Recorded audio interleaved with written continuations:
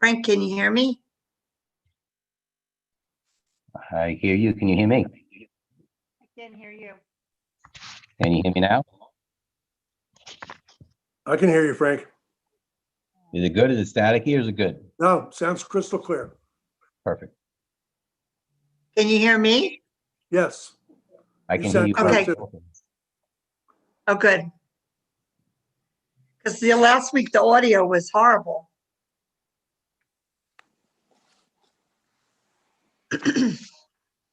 How are you, Well, Mike? it'll be on our technology agenda. Oh, good. I wasn't sure if it was because I was holding my phone up to time people to talk as I blocked in my speaker.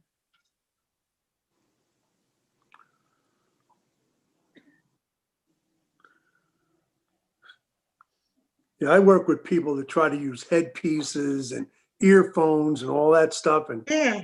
I think just doing what you're doing works the best. Sound is the best. Okay, good.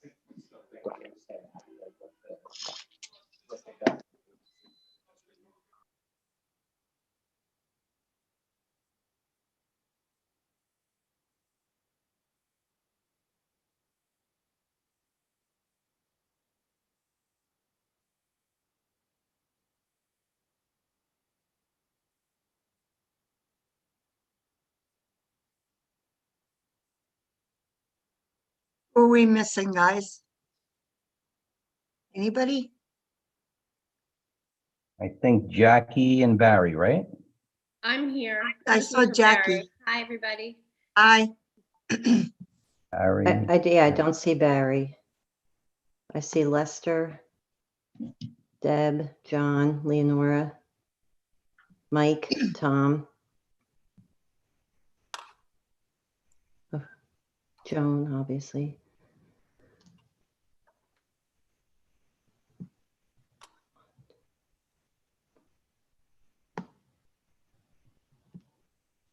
We got enough to open? Yeah, we do. Okay. Adequate notice of this meeting was provided by sending such notice to the Asbury Park Press, the Middletown Patch, and the Middletown Township Public School District website, and the posting of such notice at the Augustine Minor Administrative Offices in each elementary, middle, and secondary school in the district.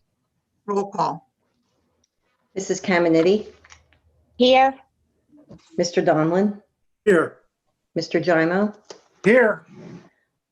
Mr. Heffernan, Mr. Little, Here. Mrs. Tobacco, Here. Mrs. Wright, Mrs. Wright, I'm here. Sorry. Mr. Capone, Here.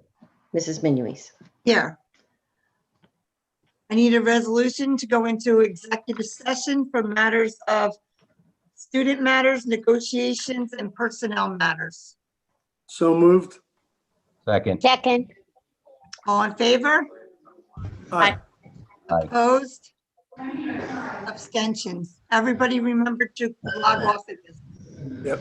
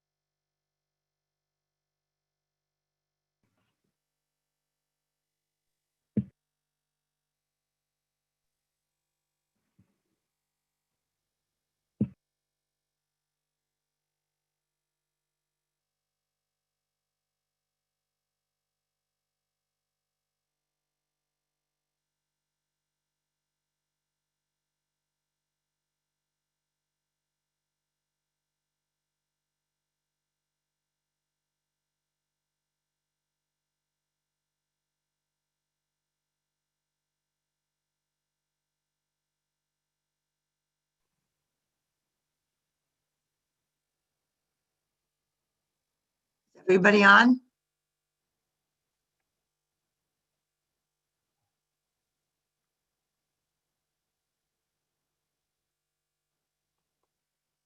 You see me, right, John? Yeah, I see you.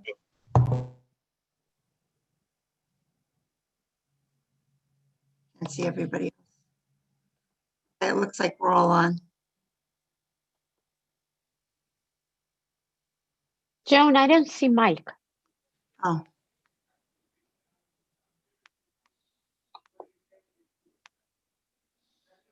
No, I don't either. Okay, we'll give Mike a minute to join. Does Chris know where he is? Does Chris see him? I don't know.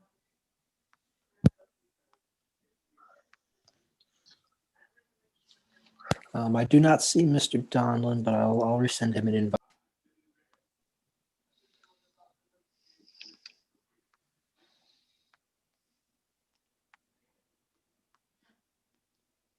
Can everyone hear me? Yes, Okay, thank much better tonight. you. Some Zoom gives me problems for some reason. I think we all had them last week. Everybody said it was boggled all the way through.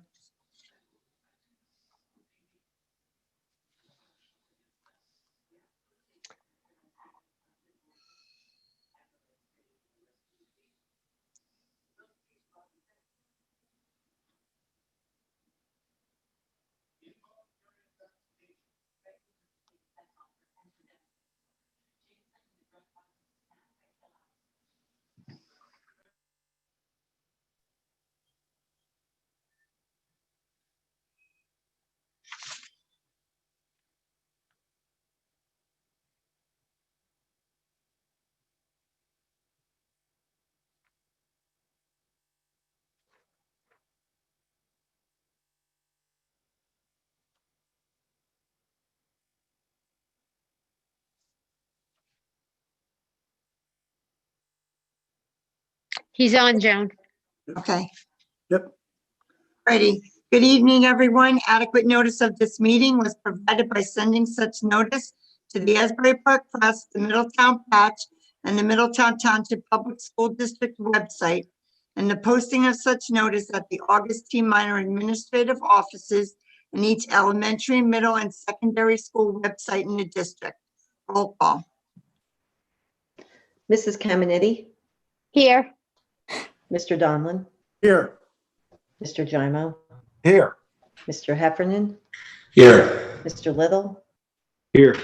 Mrs. Tobacco, Here. Mrs. Wright, Here. Mr. Capone. Here. Mrs. Minuis. Here. Will we all please rise for the Pledge of Allegiance? I pledge allegiance to the flag of the United States of America and to the republic for which it stands, one nation, under God, indivisible, with liberty and justice for all.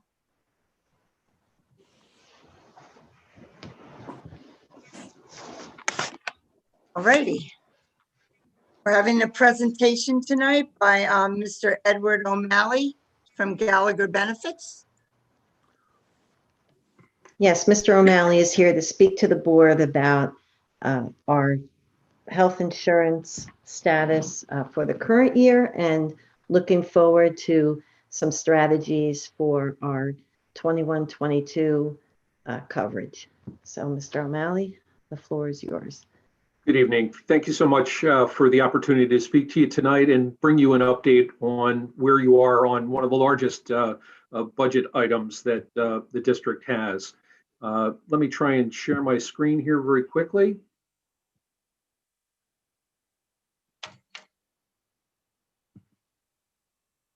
Can everyone see that? Yes. All right, great. What I'd like to do, if I could tonight, is just share with you a little bit about the resources that Gallagher is bringing to bear for the district. Run through a loss ratio report. The latest that we have is up through 11/1/20. We expect in the next week or so to have December claims. I want to share with you some de-identified high-level claims, both on the prescription and on the medical side. talk to you a little bit about the renewal challenges that we're facing in the 7-1 renewal and what we're going to use to attack that in the way of marketing options. We also will share a little bit early on a self-funded feasibility study that our actuarial practice has put in place. For the newest board members, they're welcome to the board. I wanted to tell you just 30 seconds or so about Gallagher and what we do. We are a family-run business, but believe it or not, we have 35,000 employees around the world. We're a $7 billion organization. We're one of the only companies that has received the world's most ethical companies designation each of the last 9 years. We provide not only health and welfare, but analytics, human resource and compensation, well-being and engagement, and quite a number of additional services to our clients throughout the United States and the rest of the world. The team that we have in place for Middletown Township that is serving them is myself. I'm the public entity practice leader for the region. We have Rachel Stipik, who's our senior client manager, Nick Popovich, who's our senior account manager, our executive team, Tom Belmont and Tamara Walton. We have an ERISA attorney, Beth Ulrich, who is assigned to assist us, and she joined us when we were hired by the district a couple months back. We have a communications practice led by Pepper Crash, John Majasic for voluntary benefits, and we also do benefits administration for the district, and Becky Jo Malone handles that. We have a bunch of additional folks there, and they are all available. One other person to call out is Bonnie Antonelli. She runs our advocacy center, which is available. We have a 1-800 number that's direct for Middletown's employees and their families. All your employees can call in when they have questions or need guidance on benefits in any capacity. If they see something that they don't understand on an explanation of benefits from your insurance carriers, they can call right in and automatically the benefits for Middletown pop up. Touch a little bit on the loss ratio reports. And this, I really just want to call out month by month. This is showing from December 19 through November of 20. And your total contracts has been running pretty steadily, approximately 940, 950 throughout the year. But here's the big number. These are the claims broken down by the contracts. Your direct access contract, right up at the top here, has been running fairly well. The point of service plan, not so great. The PPO plan design the same, but the prescription plan is really not running well at all. And that's going to present some real challenges as we go for our 7-1 renewal. If you take a look here at this bottom line here, these are the combined loss ratios month by month. And you'll see starting mid-year, we saw a tick up, which we would expect after COVID-19 sort of lessened. But we're seeing here 91, 96, 110%, 101% for a blended number of 88%.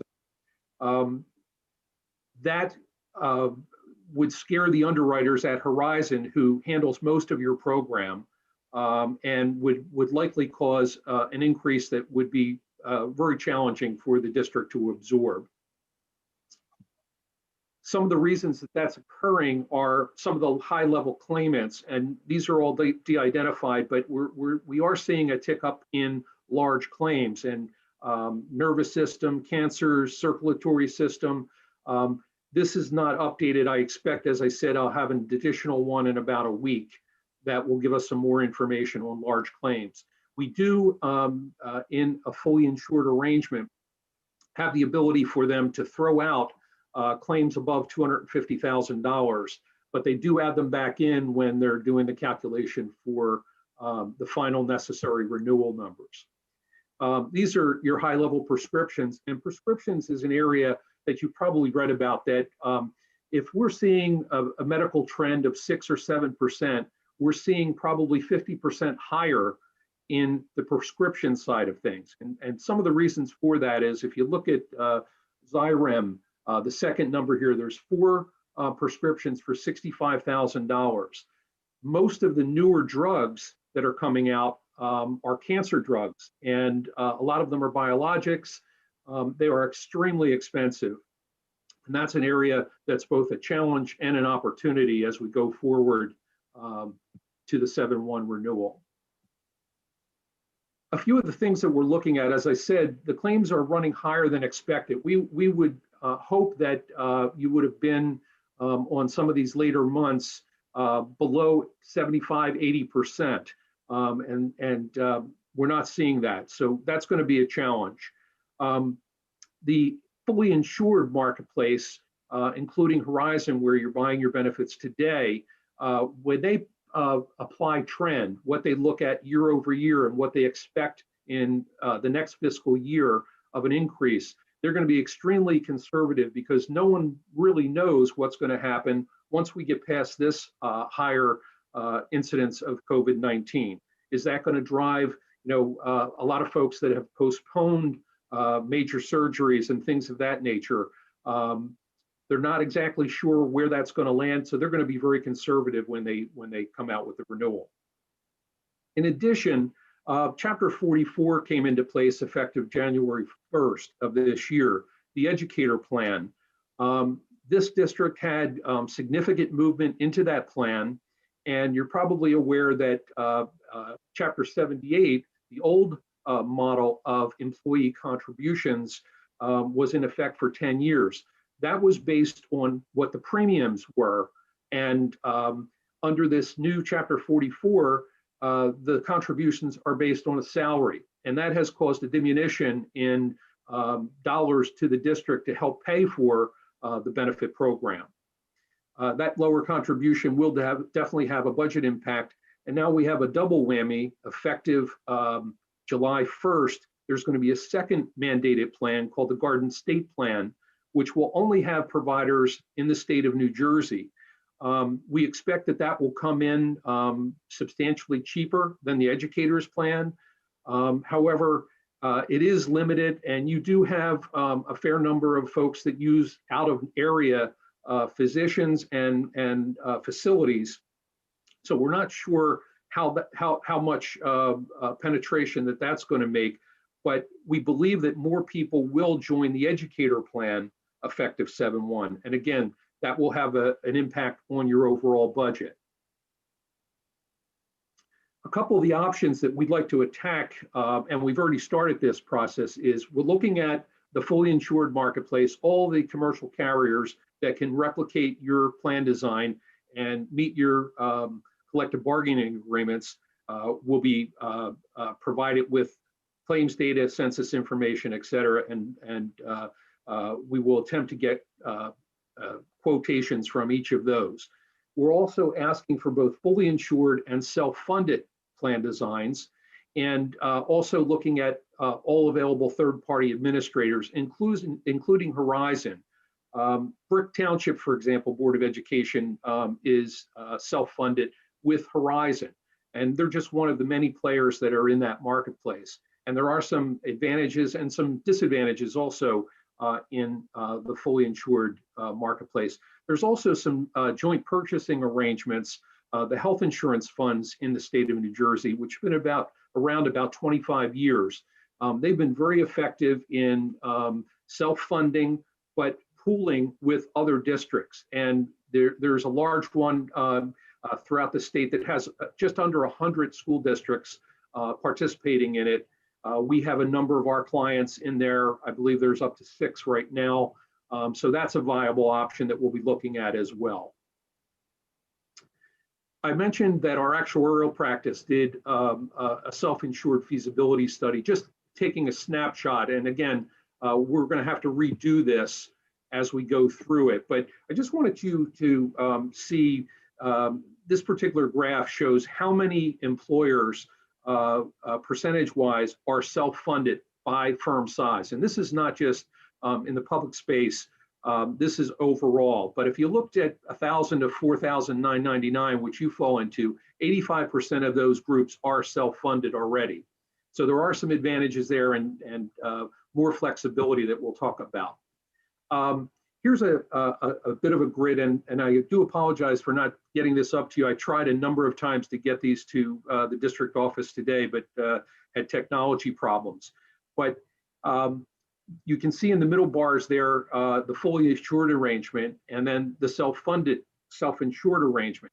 And it's really not self-insured because you typically, when you put these into place, buy two different kinds of stop-loss insurance, both on an individual basis and on an aggregate basis. And again, we'll be pulling together a number of these self-insured proposals, and Horizon will be one of those, your current carrier. We want to try, if at all possible, to minimize any noise. You might recall, for those folks that have been on the board for a while, that the district moved to Benecard to get some savings, and that really caused some disruption. And we would try and mitigate that. We do geo-access reports where we compare networks for each of these vendors versus where your folks are currently seeking care, both from a professional standpoint and a facility standpoint. Just touch very briefly on some of the advantages. The fully insured, you're just basically paying a premium and the insurance company is assuming all of the risk. That's one of the reasons why they manage the benefits, through a variety of tools that they have in place. They handle most of the ACA reporting that's required. Underwriting, as I said, is more conservative. There is a 3% premium tax that is paid on your premiums, and that would be removed if you were to look at a self-funded option for the district. And there's a profit margin that is in every fully insured plan. And basically a margin is, funny money that they're looking there just to cover their bottom lines. On the self-insured side, you're handling and holding your claim reserves. There's no premium taxes, so that would save a few points right off the get-go. There's more flexibility in negotiating with the third-party administrators. There's no risk charge. And if your claims experience is good, you save those dollars. The disadvantages that are involved is it is more work for the district because there's a fluctuation in monthly funding. You're not just simply paying a premium, you're paying the claims cost plus the stop loss premiums. And the next line talks about purchasing stop loss to cap that liability. You would be the fiduciary, except that in most cases, we would recommend that the administrator, who's ever administering the plans, assume that, and it's available at a very small fee. And the ACA reporting, there's a little bit more work on that on the business office. Just wanted to show something. Our underwriters looked at this along with our actuaries and projected that in fiscal year 2021 to 22, these are what the numbers would look like. And they estimate that there could be, up to a little more than 5% saving. And these are the reserves that incurred but not yet paid, $2.7 million. You would not have that obviously under here. You're paying a premium and that covers all of your claims expenses. So that is really it where we are. As I said, we've started the process already with getting quotations in. We know that at the end of next month, the business office has to put together and submit to the county offices the first blush of a budget. We are striving to have all the information available to you. It will not be a hard and fast number yet because it takes a little bit longer to shake loose out of Horizon what your actual renewal number will be. But again, we will be able to give you some very good estimates to plug in for that first blush of the budget. And if I can, I'd just like to open it up to any questions that the board may have. Hi, Mr. O'Malley, how are you? It's Frank Capone. Good evening, Frank. How are you, sir? Good, good. I just wanted to circle back on two things. You were mentioning about the current RX prescription card, I think you said, is causing a little bit of a problem. Yes. That's like when you're talking problem, are we paying about 10, 20% more than normal? What kind of numbers are we talking about that we actually are incurring versus what we could be at?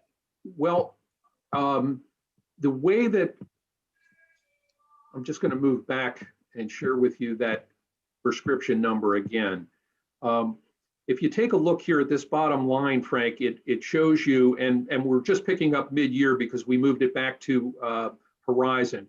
But if you look here, 72% in July, 105, 93%, 134, and that's 134% of what the district is paying in premiums, they're paying out in claims.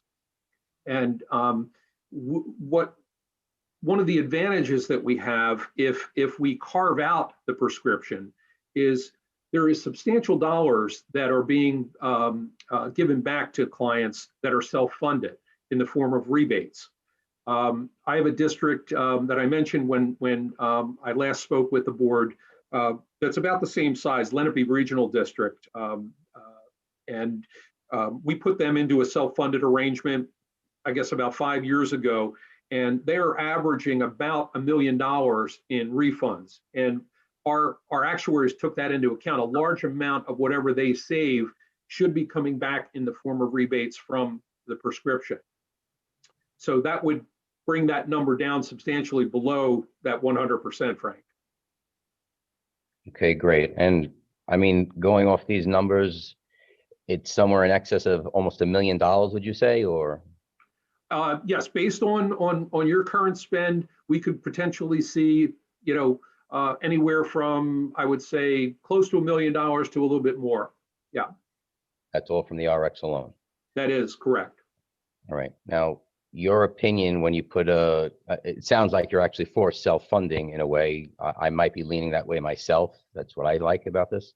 But what is your opinion, self-funding versus a general insurance going forward? Now, you said it's about $1.5 million savings based on our current to the next year, correct? Well, a caveat to that, Frank, would be simply that we don't know what's going to happen with this Garden State plan and the additional movement into the educators plan. That assumes none of that movement. It may be positive. It may help the district, but we just don't know that yet, and we won't know that until we go through the renewal process. But there are savings that could be obtained. The caution that you have, and why in New Jersey I have more self-funded prescription-only school districts than we have self-funded medical and prescription. And the reason for that is, again, there's a lot of ups and downs in the claims payment. It is more work. It is, depending on who the third-party administrator is, it can be a little bit different than what you're used to. So I'm cautious, and what we would like to be able to do is get all the data in. Let's see what the December claims look like, and that'll give me a better indication. But we've seen other districts where it has worked. But if we look at, what do we have, 560 something school districts in New Jersey, there's probably less than 20 that are self-funded on their own for medical. I'm assuming those are the larger districts. They are the larger districts, and you would fall into that. But as I said, we have there's at least 100 school districts that have pooled together in the health insurance fund movement, which is a cooperative purchasing arrangement, and that is a tool that we'll be looking at as well. Do you know the exact amount of that we're actually insuring, meaning the insurer and the family number? Is there about 4,000 or 5,000, just a rough estimate, or? I don't have that available, unfortunately, Frank, but I can check on that for you if you'd like. Right. Yeah, no, because you said we're between 1,000 and 4,999. I just didn't know if that was just the current people who were insured, or if that's with the family members as well, spouses and children. Oh, certainly. You know what? I do have, I can pull that up here. If you look, you have a total of 900, as of November, 920 927 employees, and typically you would expect at least 2 times that in additional covered lives. So you're probably in the high 2000s, 2,800, something like that. Also 3,000, okay. But I can get you an exact one from a different report, Frank, but I don't have access to. That's fine. In your recommendation, going to self-insurance, what is that threshold that you see really that it works for? 500 plus employees, 1,000 plus? How many really is that magic number that it actually makes sense? The number of employees doesn't really drive the decision. The decision really is what we can get in the way of stop loss coverage. And there's a corridor between expected claims and what they'll insure you at. And that sometimes is difficult for boards of education to put into place. If there's a 20% corridor between expected claims and maximum liability, you're rolling the dice somewhat. And again, that's why our actuaries go through all these different models, and they'll give you a number on what the likelihood, the potential of you piercing that overall maximum. So the model you just showed before with the regular insurance, it's showing us almost around $27 million projected for next year, which is Yes. approximately $2 million more than our current value. That's correct. All right. But if going to self-funding, the way you ran that model, we have a potential to save about 1.5 million. That's correct again, but it doesn't take into account the most recent changes that just went into effect 1/1, Frank. Correct. 1/1 and 7/1, there'll be another one. That's correct. All right. And here's my last question, and don't take it the wrong way, but what do you think about the New Jersey state plan? Because you did mention that. The New Jersey state plan certainly is one of the options that we have to look at every single year. The one difficulty with that is that you're no longer bargaining for the benefits. That could be a good thing, then it could be a negative thing. But we've certainly put districts back into the state plan when it made sense economically. The challenge that you have, one of the difficulties is that renews January 1st as opposed to your fiscal year as 7/1. So whenever you model that, you have to guess what the renewal is going to be for 6 months of your fiscal year. Okay. But again, we will model all of those options and present them to the board. Great. Well, I look forward to that, and I thank you for your time tonight. Thank you, sir. Hey, Ed, so quick question. You're saying that you wouldn't necessarily recommend self-funded for full medical, and the numbers you're running there are full medical. Yes, they are. Okay, so, all right. And on top of that 2.7, we have to fund the reserves for that as well, right? So in year one, even if we got the savings, which does not include the changes in the state plans, we would have to probably chunk up at least $3 million for reserves. Yes, that you would be accumulating the reserves on a monthly basis because you're not paying out the claims. That you would only be paying paid claims, not incurred but not yet reported claims, and that's where that reserve comes into play. Shouldn't be to fund that up front. Part of that. You could certainly do that, but I'm not aware of very many districts that do that. Okay, and in terms of the expected claims, wouldn't that really be, for example, you're still gonna have to use someone like Horizon to administer this, right? It's still their game, so they're gonna tell you what they think if you want to get the coverage, the stopgap or stop loss coverage, they're gonna tell you what they think the expected claims are, right? They will give us a claims projection based on the claims.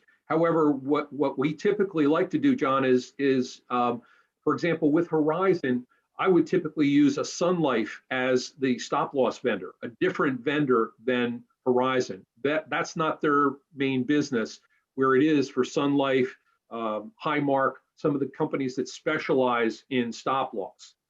And they can be much more aggressive and give us a reduction in that margin overall. So while there are some of Horizon's plans, they write the stop loss.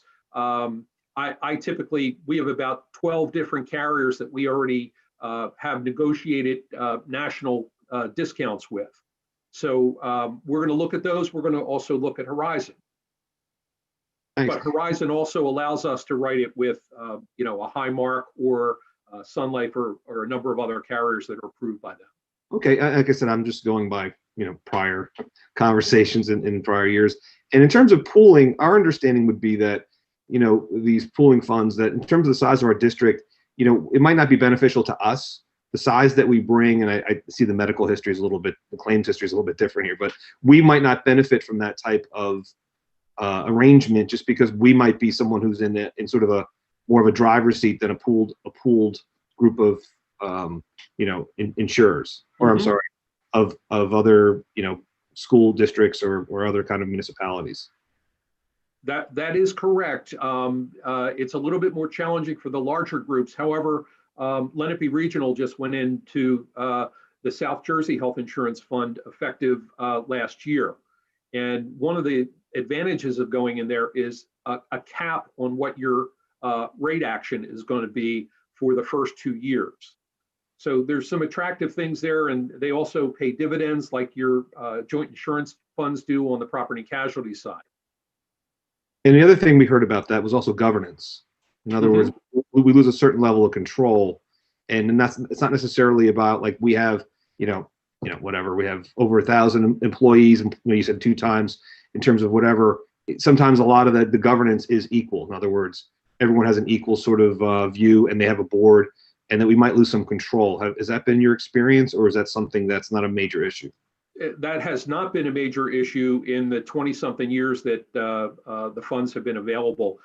You would still have the control to negotiate your benefits and the plan designs and all of that. And that is not something that the funds themselves or their professionals have any impact on. And sorry, one more question, and Frank touched on it, but the prescription Banner card, because they gave us a, you know, some sort of you know, a reduced premium to, you know, bring us in. I don't know if the service was so great anyway. And then we, you know, then the next year they popped up. I think that's, if I remember correctly, that's what happened. So I think we went back with Horizon, because I guess if you aggregate that with the medical, I guess it was a better deal for us. Is that, if I That is correct. That is correct. They gave us a discount on the medical by putting the prescription in. And again, they're making the rebates in a fully insured arrangement. They're receiving those in, and that's part of their profit. It also helps us when we're negotiating your renewal. They do take that into an account, but you're certainly not getting all of that. They're adding that to their margins. I can imagine. Thank you. I know you answered some of those questions. Thank you for that. Certainly. Any other questions that I can answer? If not, we'll be back in touch with you as soon as we have some more concrete information for you. And thank you so much for your time this evening. Thank you, Ed. Thanks, Ed. Thank you, guys. Thank you. Take care. Stay safe.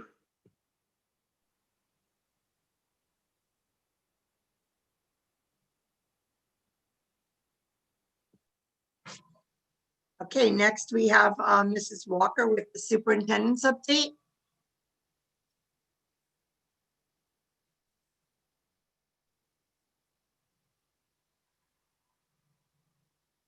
Amy, were you going to do your budget first, presentation first, or did you? We could do that, yes, unless you'd rather go first. No, it doesn't matter. Okay. I'm sorry, is this, we're still on the, I guess maybe my agenda is old. I see the insurance update. Were we talking about budget background process or something different? Yes, no, that's the next item. That's the next item. Okay. Well, are we, and then we're going to do a superintendent update? Yes. Yes. I'm sorry, maybe I have an old agenda. Okay. Okay. Just give me a second. I'm going to share my screen.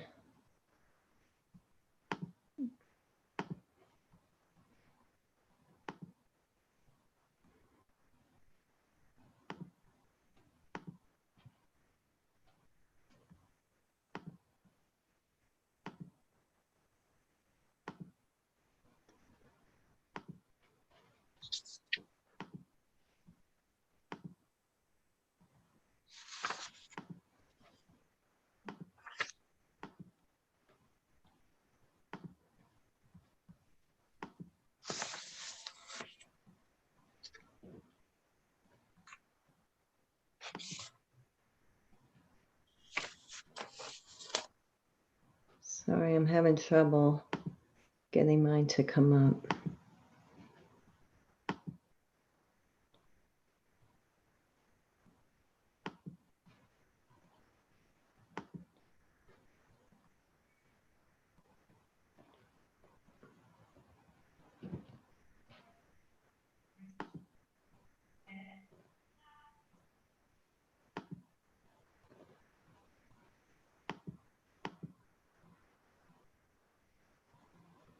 Can everybody see that?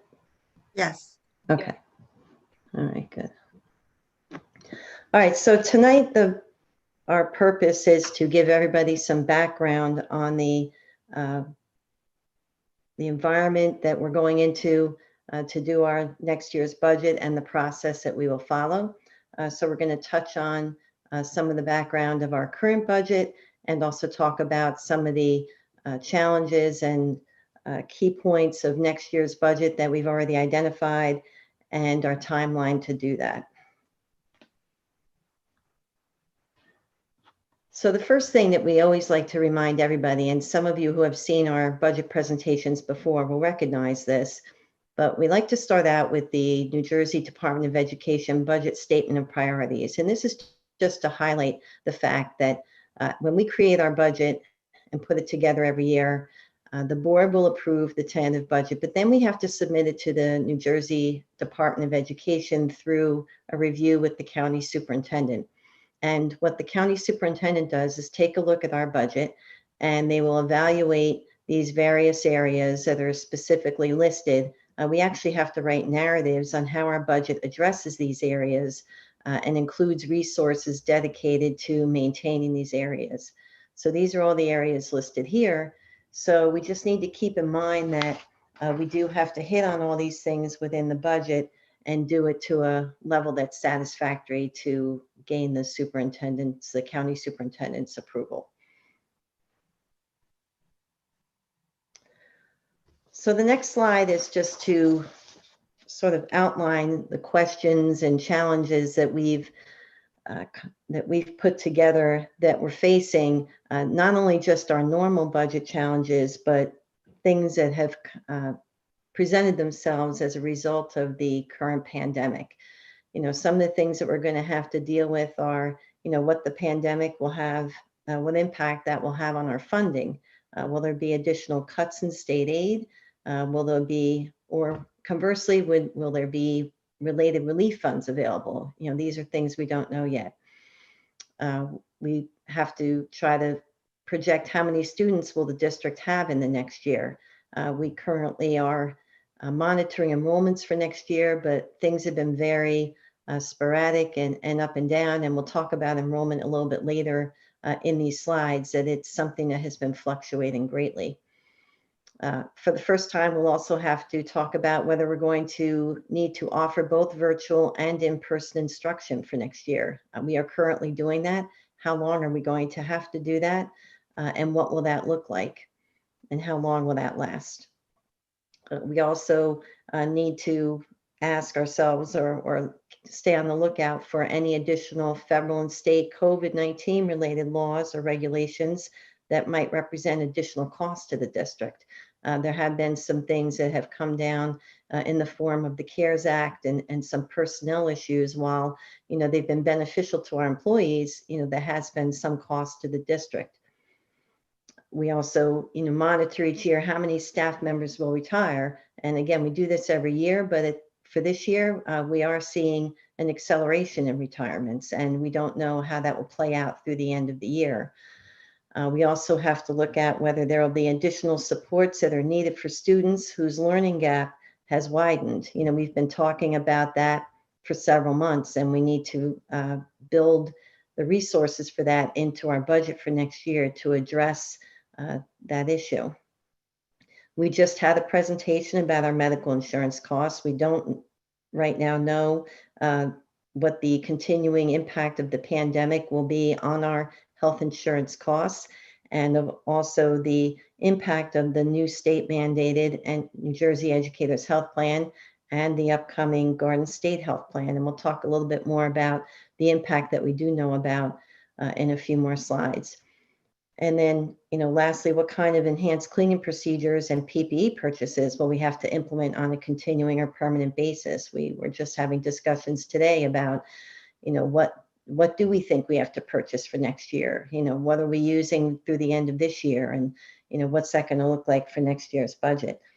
So from a budgeting standpoint, things are more uncertain now than ever. So, all the districts are in the same boat and we're all navigating through these, but our operations have definitely changed to adapt to the pandemic, and it's unknown how many of these changes will continue into 21, 22 and beyond. So to give a recap of our current year and the budget that we developed for this year, which I just want to remind everybody was developed before the pandemic actually hit. So we literally approved our budget, our tentative budget in March, and the final budget in April. And that was just as all of this was unwinding. So we have had to make, shifts and changes within our current budget. But just to refresh everyone's memory, the 2021 budget included a general fund tax levy increase of 2%. 2% is the highest increase that you can include in your budget without the use of waivers for things like health insurance and a couple other items. So that equated to an increase in tax levy revenue of almost $2.9 million.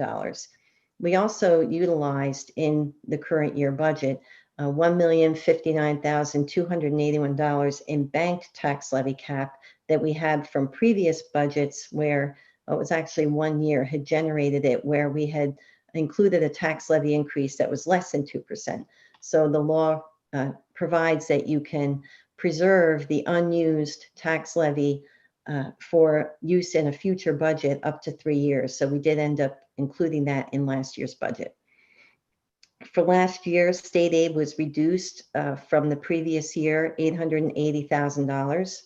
And that's part of the S2 legislation. And we'll go into that a little bit more later as well, that's a 7-year initiative. We utilized capital reserve funds of $667,000 and maintenance reserve funds of $250,000 to fund capital projects and offset maintenance expenses. So those were funds that we had previously set aside in these reserve accounts that we then withdrew from those reserves to fund items in this year's budget. We did not really have any significant capital improvement projects in this year's budget. We had we had a variety of things, but nothing significant as we've had in prior years, along the lines of a turf field or a track replacement or an auditorium upgrade or something along those lines. The total increase to our 2021 budget, operating budget increase was 2.5% overall, just to give some perspective. So going into some key financial drivers for the upcoming budget, we'll look at a few specific areas, starting with revenue. So if we take our tax levy, that is by far our greatest revenue. For this year, our tax levy amounts to $147,549,000. So if we were to increase that by 2% and utilize that for our 21-22 budget, that would provide us with additional revenue of $2.9 million. So it would be the $147 million plus $2.9 million. So just to put some perspective on this, and we did this last year too, we talk a lot about state aid calculations and the state formula for calculating state aid. And one of the components of that formula is what the state considers to be your municipality's local fair share, which would be the amount of tax levy that they feel would be your local fair share to contribute toward the school budget. So per our last state aid notice, the state is saying that Middletown's local fair share is a little over $176 million. So the reason why that's worth noting is because with our tax levy being $147 million, this is one of the components of the formula where it would come up to say, well, the district isn't even contributing up to what we feel is your recommended fair share. So if you were a district that was contributing more than your fair share, that would be potentially a reason to trigger, more aid from the state. But in this case, we are in the opposite situation.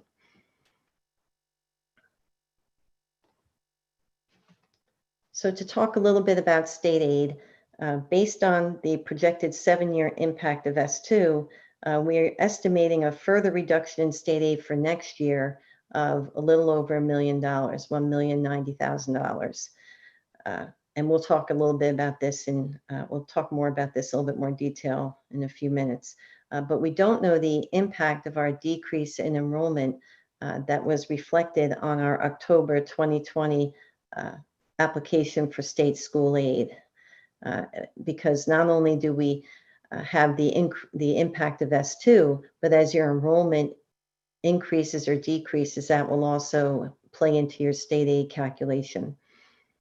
State aid funding is also impacted by the amount allocated for it in the state budget. And I know that sounds very obvious, but we really don't know from year to year how much is going to be put into the state budget for state aid. And you can only get an allocation of the amount that's in there. If that amount goes down, then our allocation may go down.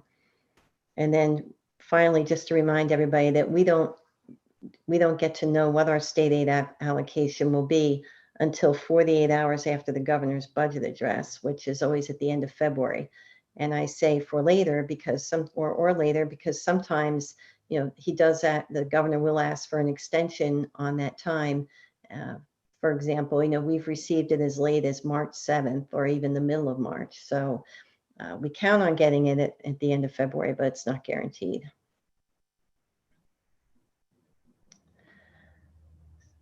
So we just wanted to give everybody a recap of what the impact of S2 has been since its implementation for the 18-19 budget year.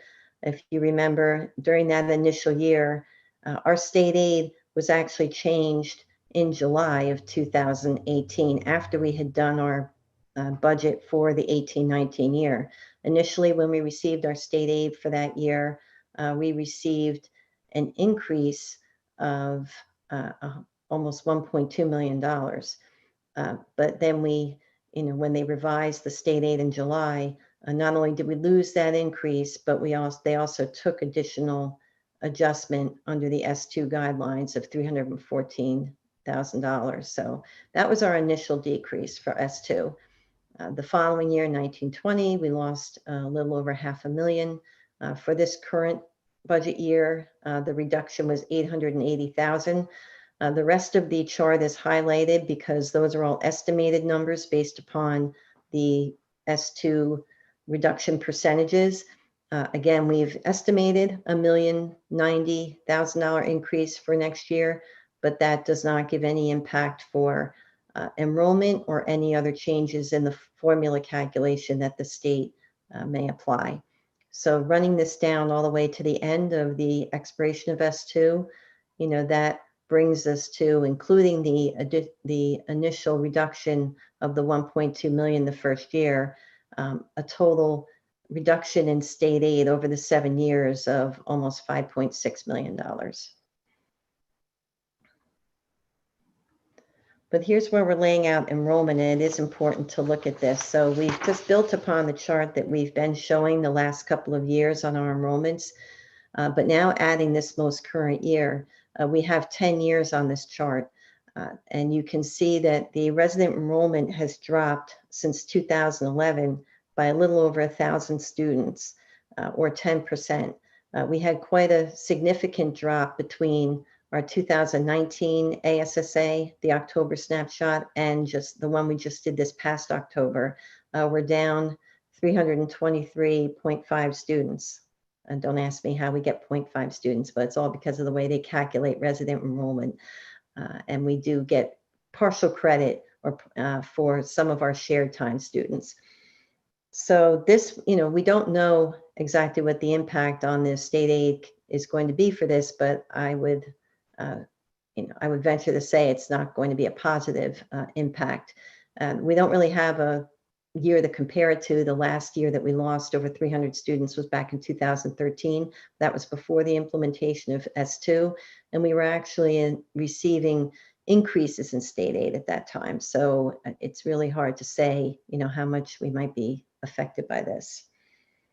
So resident enrollment, the other question people may have is, why are these numbers lower than what it looks like our actual enrollments are? And resident enrollment is calculated with a formula that differs from the enrollments that are reflected in our enrollment projections, because it does give partial weight to our shared time students, and there's some other fluctuations there. So our enrollments, that we show on our enrollment projections and so forth are higher than this, but what the state uses for state aid calculations is this resident enrollment number.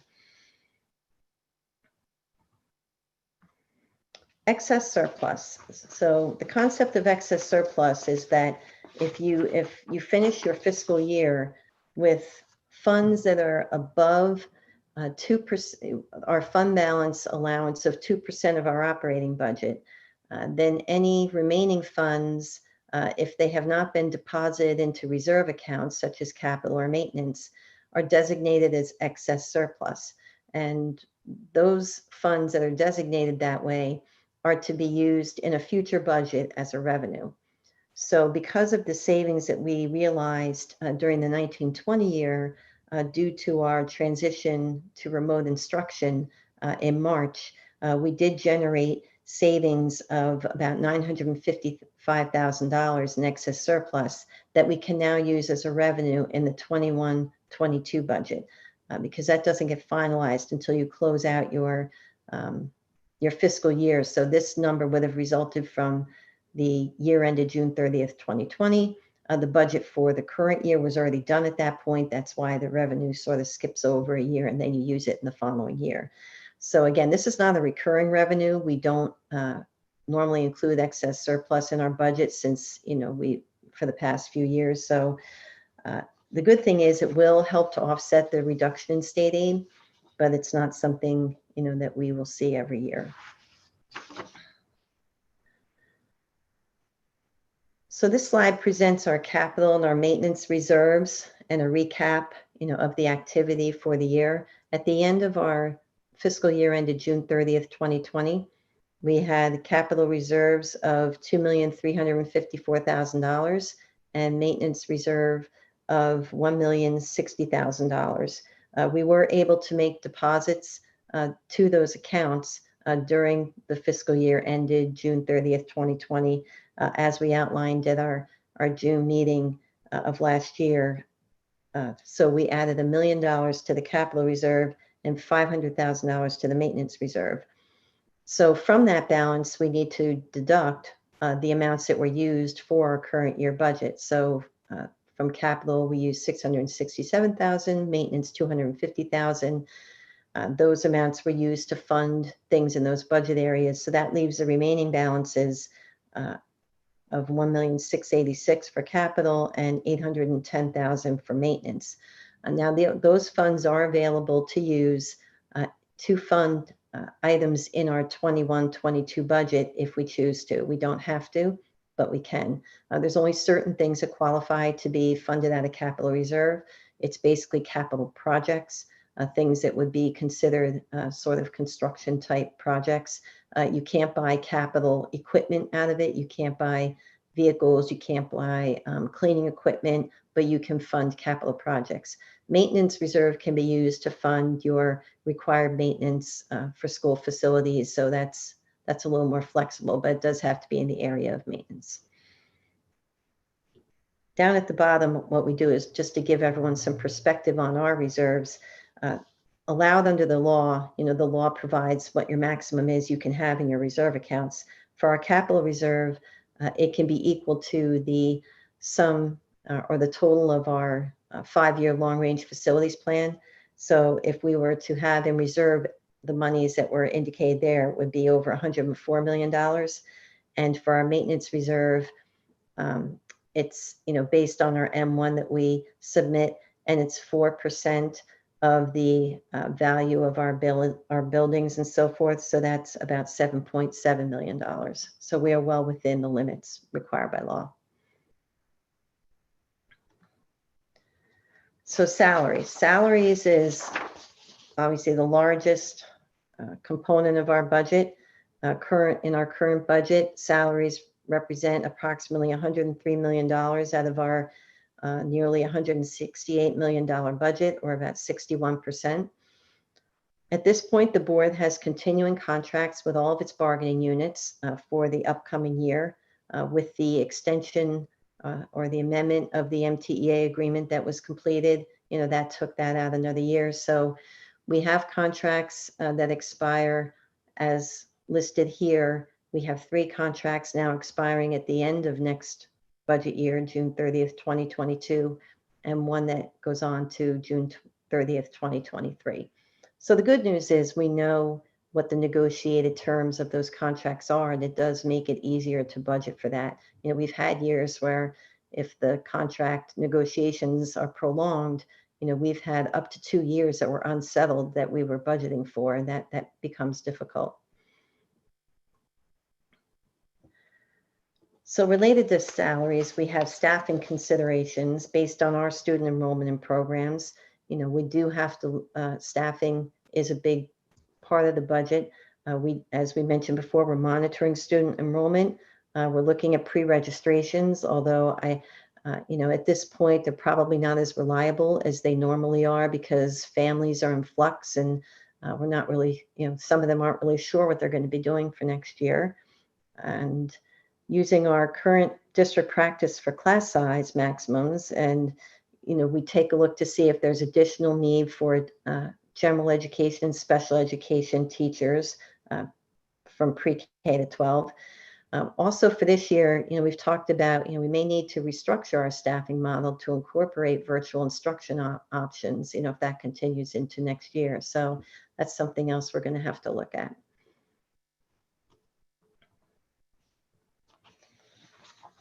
So like I said, we just had a presentation about benefits to, bring it a little bit more into a budget specific conversation.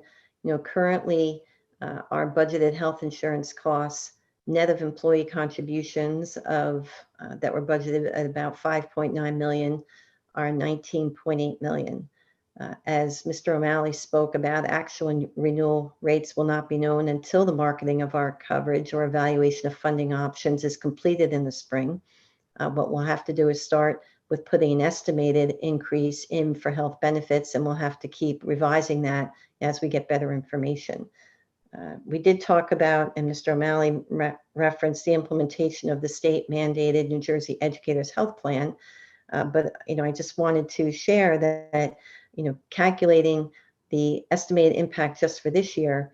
And, again, Mr. O'Malley spoke about the fact that the premiums are more costly for this than are one of our more popular plans, the direct access plan, and the contributions are less. So we are getting hit on both ends.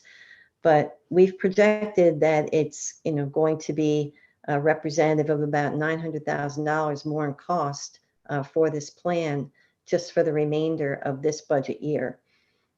It is going to be difficult to measure the impact for next year because, we know how many people have enrolled in this plan for this year.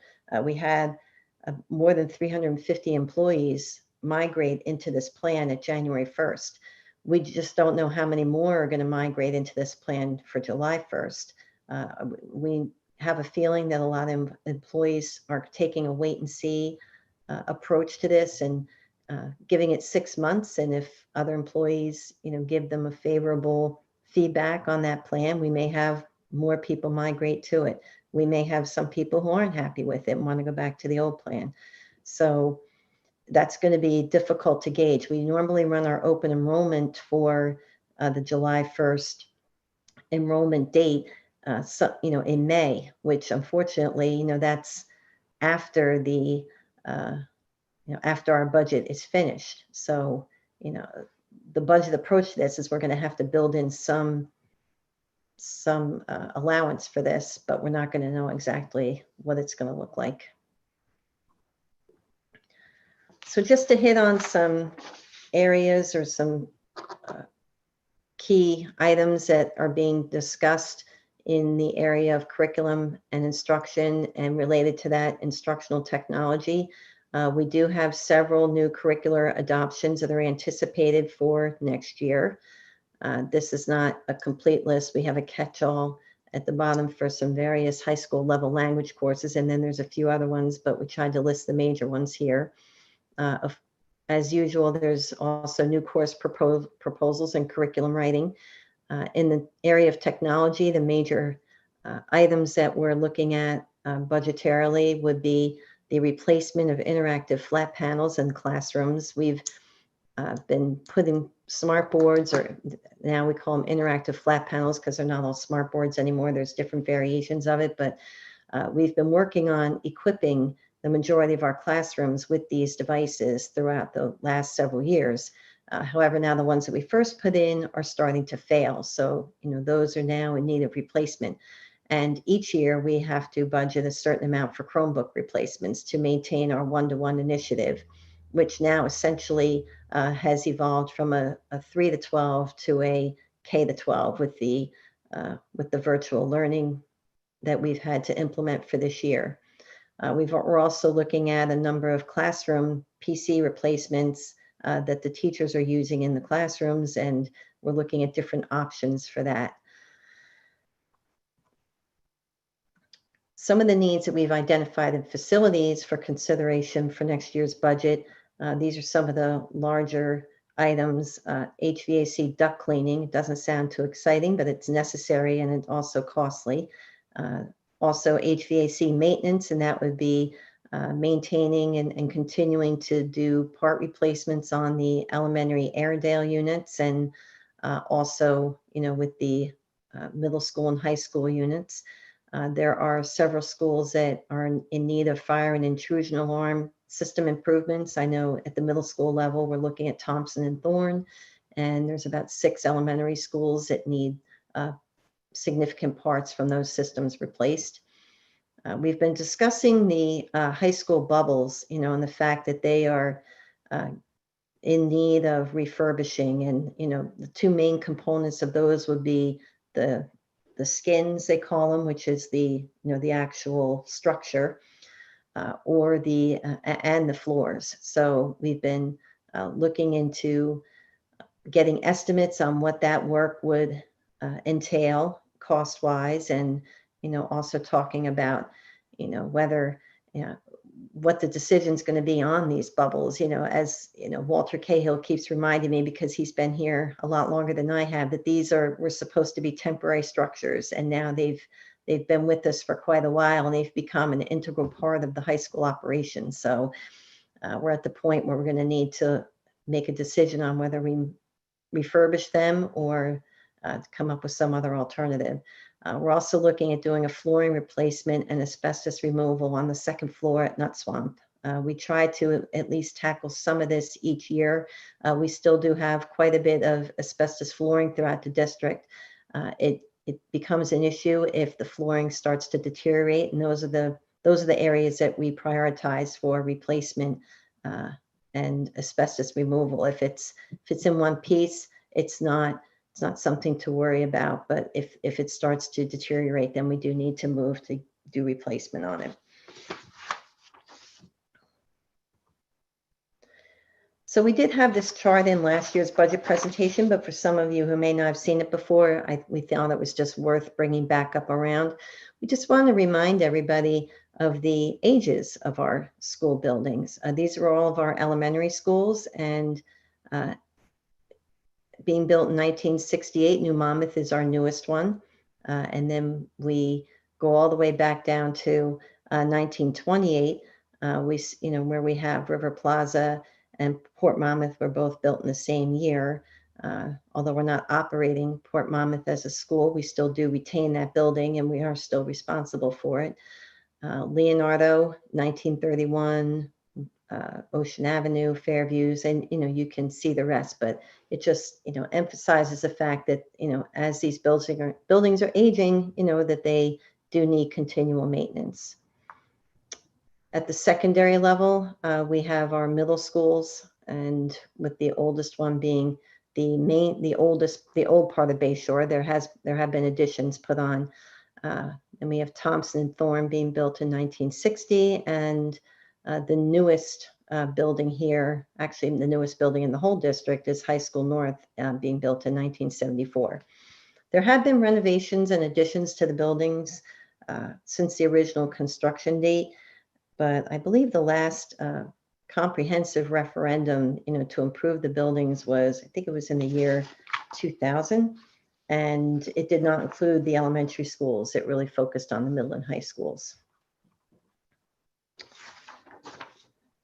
So our budget timeline, just to make everybody familiar with the dates that we have to comply with.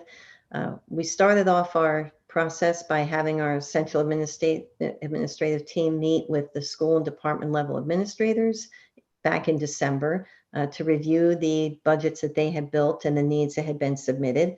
Right now, we are focusing on staffing, student scheduling, and also continuing to review those needs that had been submitted and looking for and even looking for more definitive budget estimates and information on those items. The tentative budget, though, must be submitted to the Department of Education's county office by Monday, March 22nd.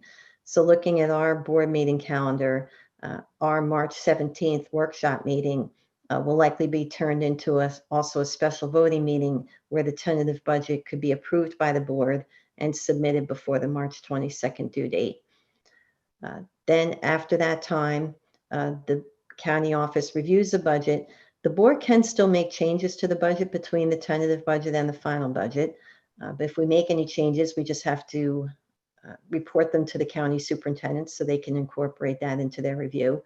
But the public hearing and adoption of the final budget must be done by statute between April 24th and May 7th. So our April voting meeting is April 27th, which would fall right into that time frame. So we would anticipate that that's when the board would hold their public hearing and adopt the final budget. So that's just to give everybody an overview and reminders and maybe some new information for some where we stand at this point. The next step in our budget meetings with the board will be, I think we're going to continue as we have in previous years. We've had a few budget workshops between now and the time we approve our tentative budget, where we go into more detail with the board and with the public on the specific areas that comprise the budget and, lay out a plan for that. So, the first one of those will likely be sometime in the, early part of February, and then they will continue on through the time that we approve our tentative budget at the March workshop meeting. So that's all we have for this evening.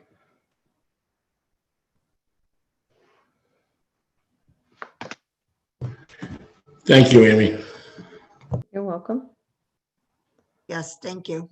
We will post this on the website for everybody to refer to after the meeting this evening. We'll get it up tomorrow morning. And we always have a budget page on the website where we accumulate the budget information. All of the presentations will be posted there, as well as, when we finalize the budget, we'll have our user-friendly budget and other related documents.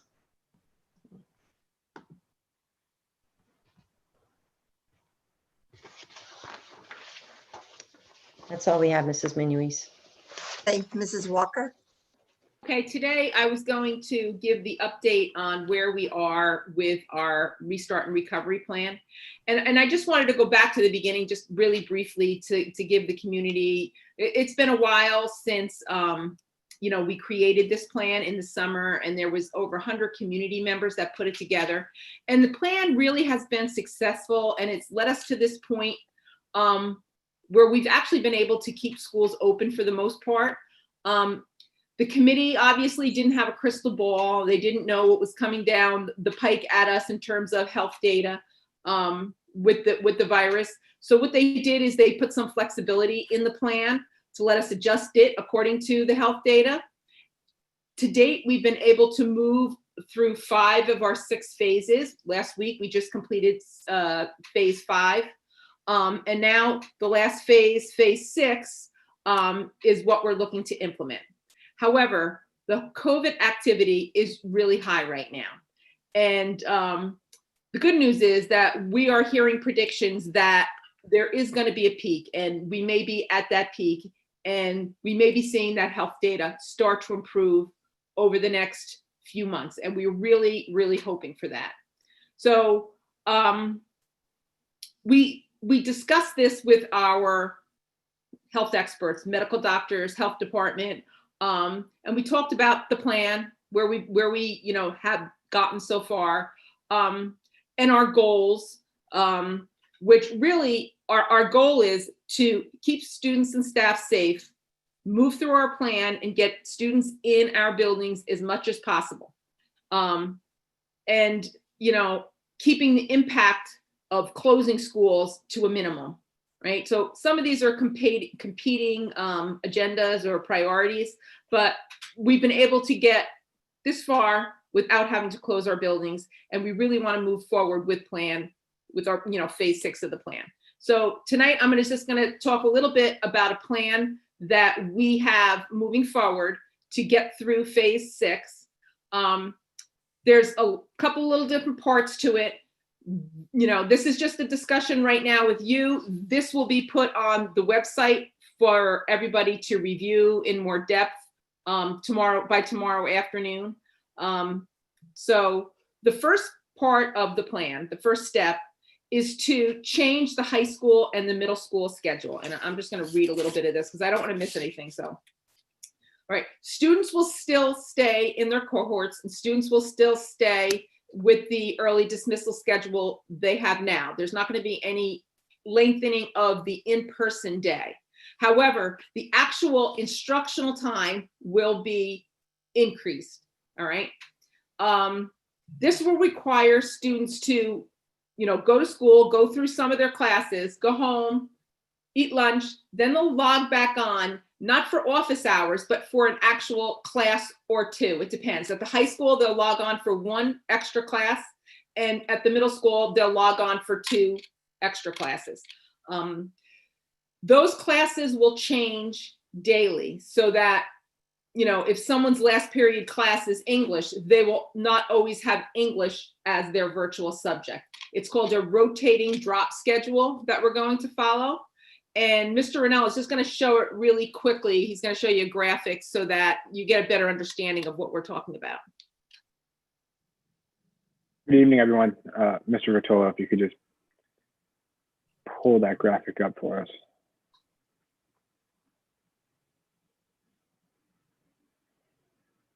Great. All right, so here's an example of what Mrs. Walker was explaining. So here's, for the high school, what the rotating drop schedule would look like.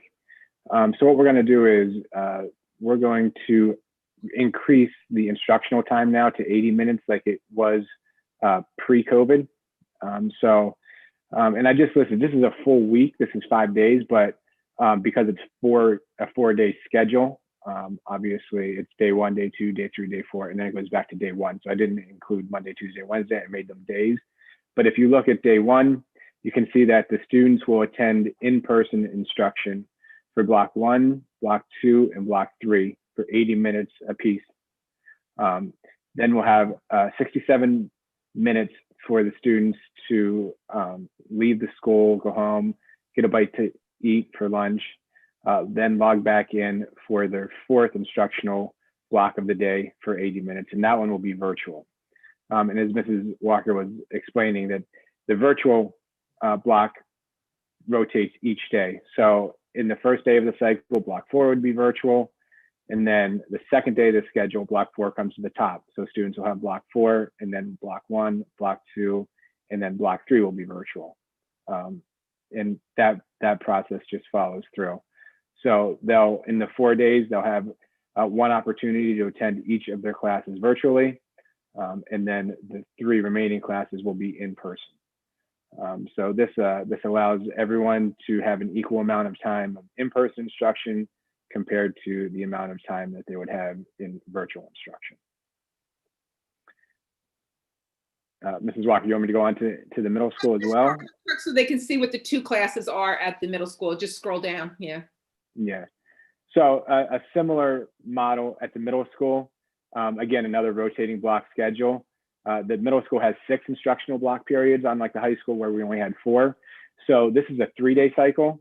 Again, it's broken out for 5 days, an academic week, but it would be a 3-day cycle. And these are actually in chunks of 2. So on day 1, students would attend in-person instruction, block 1, block 2, block 3, block 4. All 4 of those classes would be 60 minutes. Then students would have 64 minutes to travel home, get a bite to eat, and then log back on for their 2 virtual classes. The virtual classes here are 40 minutes. They're a little bit shorter in duration, so they're 40 minutes virtual. So on the first day of the cycle, block 5 and 6 would be their 2 virtual classes. On the second day of the cycle, block 5 and 6 rotate to the top, so they would be in person. So it would be block 5, block 6, block 1, block 2, and then blocks 3 and 4 would be their virtual classes. And then for the third day of the cycle, 3 and 4 would be the first 2 periods of in-person, 5 and 6, followed by the virtual instruction of block 1 and 2. And then the cycle begins to repeat again on the 4th day. Thank you, Mr. Ranella.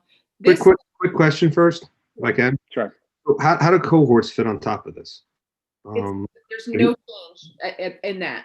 So that stays the same. So if you're an in-person day, you're going to do the top 4 blocks in middle school in person. If it's your virtual day, you will do the top 4 blocks virtually and the last 2 blocks virtually. What this does, it provides an 80 minutes of additional synchronous instruction in the classes that a student is taking, more than they're getting right now, because in the afternoon right now are office hours, extra help, but that this will actually be instructional class time with the expectation that students have to attend virtually. Okay. At one point, Mr. Little, you just made me think of this, and I should have said this at the beginning. So when you're looking at the high school schedule, we do operate on an A-B schedule. So this is a sample for just like an A-day schedule. This would actually, it would be day 1, followed by day 2 by day 2 of the cycle, because it has to go A-day, B-day, A-day, B-day, as we go through the cycle of the rotations. Mr. Ranella, is there any way you could give like an example of a certain school, just so the parents that are listening can have a better idea of exactly what this means? Because it could be a little confusing for some people. This is schools would be the high school north and high school south schedule, and then the one below would be any one of the 3 middle schools, because the middle schools operate on a 6-period-a-day schedule, and the high schools operate on a 4-period-a-day, but it goes in 2-day blocks with an A day and a B day.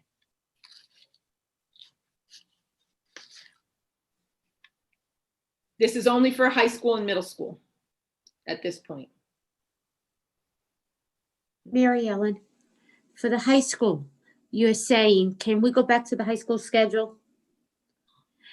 Basically, it would be day 1 twice. Yes. Day 2 twice. Like Monday Correct. would be the day 1 schedule. Tuesday would still be the day 1 schedule. Right, because it'd be A day and B day. Thursday would be day 2. Then Friday and the following Monday would be day 3. Because they take different classes on Monday than they do on, they take different classes on A day than they do on B day. Okay, thank you. Over 2 days for a day. This is complicated to someone who's not living it, but the high school students live it. This isn't going to be that complicated for them. I think the middle school students may take a little bit extra time and need a little bit more every day reminders of exactly what classes, and the principals and teachers will work on that with them so that they know exactly what classes they're having. But we thought the benefit of getting 80 minutes more of instructional time would outweigh the confusion that they may have, in the beginning. That, they'll get a lot of help in determining what classes are coming up and what classes are the next day. How does this impact students who need some extra help? So is this going to potentially extend the teacher's day, or is this going to get fit in some other way through this new schedule? So Well- at the high school level, oh, sorry, Mr. Walker, Okay. if you don't mind, I'll take it.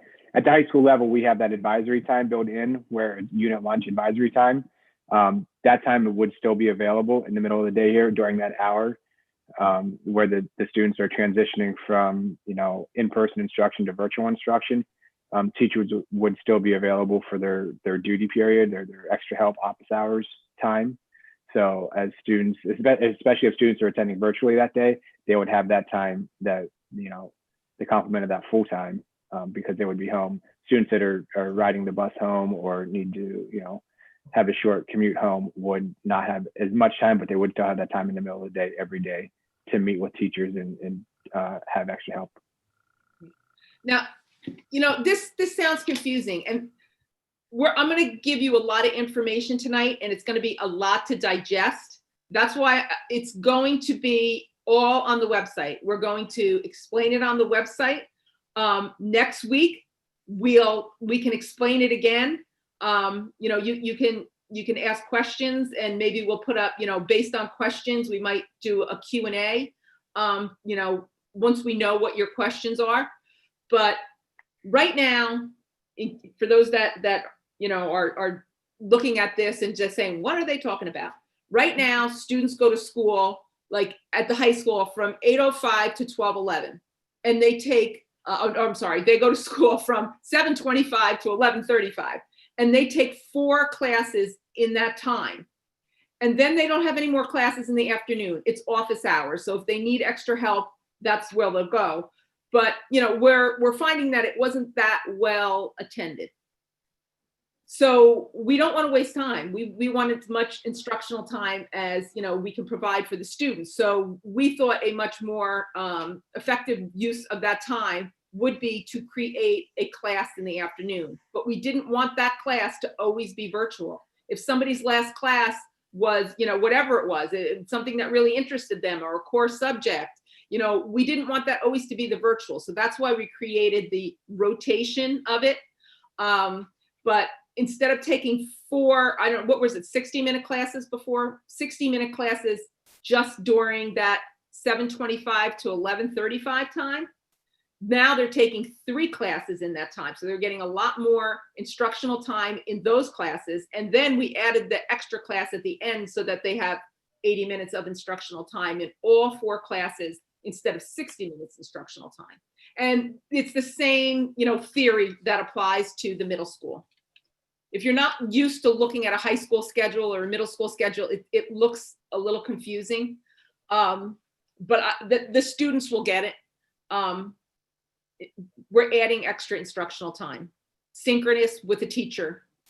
It's just going to be virtual, and that class that's virtual will rotate, so it's not always the same one.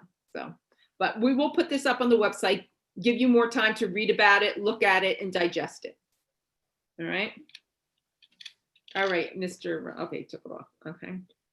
And we have a couple of challenges that we just identified. As you create a plan and you think it's great, and the more people you talk to, somebody thinks of, oh, well, what about this? Because there's a lot of anomalies. There's a lot of separate things in student schedules that we're working around right now. And so as we work around them, and then we have to also, create, have teachers prepare for this, prepare for these classes, extra time, time in the afternoon. So we're looking to implement this. Hopefully, we're crossing our fingers for February 1. If we can't get there February 1, it will be February 8th, but our target is one of those 2 dates for this extra instructional time every day. The next step we're going to do is we are going to extend the school day for our special class programs in elementary, middle, and high school. They're already attending 5 days. That was one of our phases. So now they will attend a full day. They will eat lunch and have, in school, and then have afternoon classes in school. We do have the capacity, after all students leave the building, to have room for lunch for these students. It's a limited number of students, to have maximum, separation while they eat, and a separate place for them to eat so that it's not in their classroom, because that place will have to be cleaned and that takes time. So we're looking to implement that for February 8th. All right, we have to work on some transportation because it's a later time. So we're working on changing that transportation, and we have to create the afternoon schedules, because right now there's not an afternoon schedule for those students, especially in the elementary is where we have to create the afternoon schedules. All right, so February 8th is our anticipated date for that. Like I said before, the number of COVID cases and the transmission rate has increased over the last 2 months. I mean, that's not anything new to anybody. But based on the predictions and actually some of the recent data this week that we've seen, like we're hoping that we're going to see more improvements over the next few months. I mean, I know a couple of days isn't a trend, but it's something where we're kind of hanging our hat on here and hoping that it moves forward. So implementing part of phase 6 is going to require time, and we're going to have to prepare for it. So even though it might not seem now, when our cases are really high and we're in this high risk zone in the matrix for our region, it makes some people are saying, well, why are you doing this now? Because this takes time, and we want to be ready for when the time is right. And we think the time is right. It's going to be fairly soon. All right. So.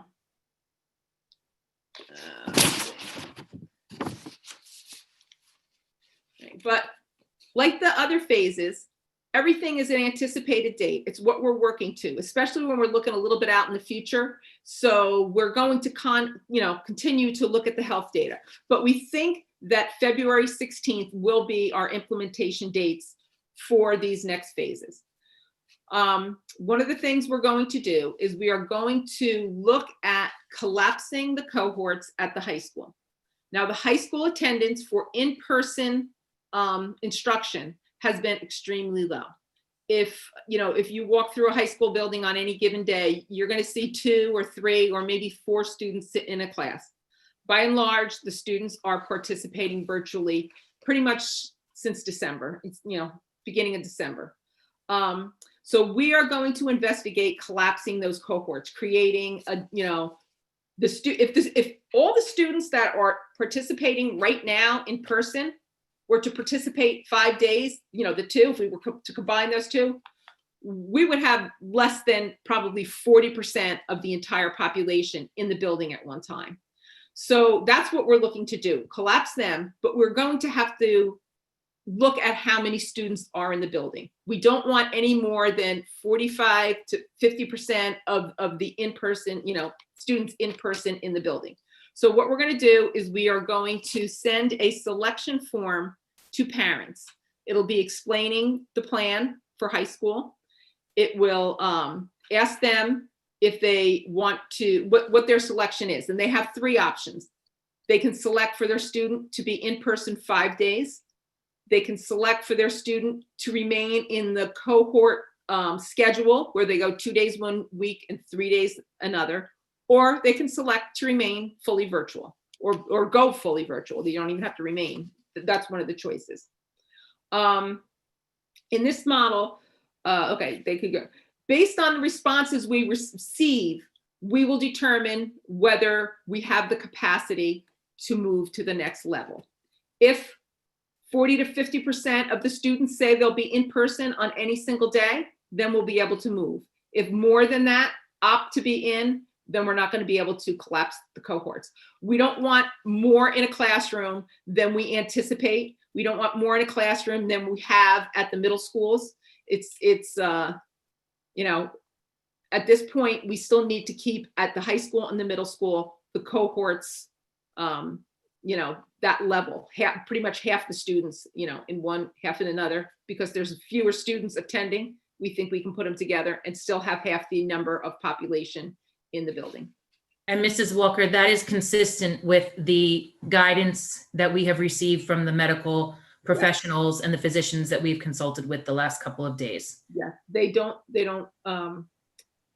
because we're in the orange, when we're in the orange zone, when the rate of transmission and other health data puts us in that zone, it is really not, it's not safe really to put the students in, mix the cohorts, basically. That's what they're talking about. In the orange zone, they don't want you to mix the cohorts. But because our instruction is, our in-person students are so few that the number is still going to stay low. But once a parent selects whatever they want, 5 days, still stay in the cohort 2 or 3 days, or fully remote, they're expected to stay in that model that they've chosen. If a student who chooses to be in person, whether it's the 5 days or in the cohort, doesn't show up, they will be switched to virtual.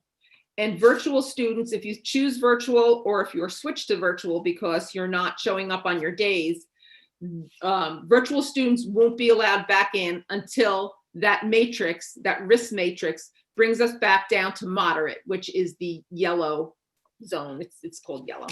But because if we let people keep coming back in, it's going to raise that rate above the 50%. So whatever you choose, that's exactly what is expected, that the student will participate. So as I said, we anticipate implementation to be the 16th of February. This is dependent on the health data in the community and the school improving, which we believe it will. So like I said, some of the data we've been looking at right now for the last couple of days, it has been improving. So we're going to continue to monitor that carefully. The medical professionals we did talk to did say that there's evidence that transmission in very young students, the ones in the lower grade, not in the secondary,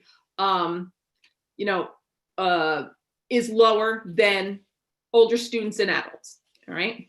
Therefore, part of our plan is to collapse the cohorts and provide the opportunity for all kindergarten and first grade students to participate 5 days. It's going to be a very similar system that I explained with the high school. All right. Students can select to go 5 days.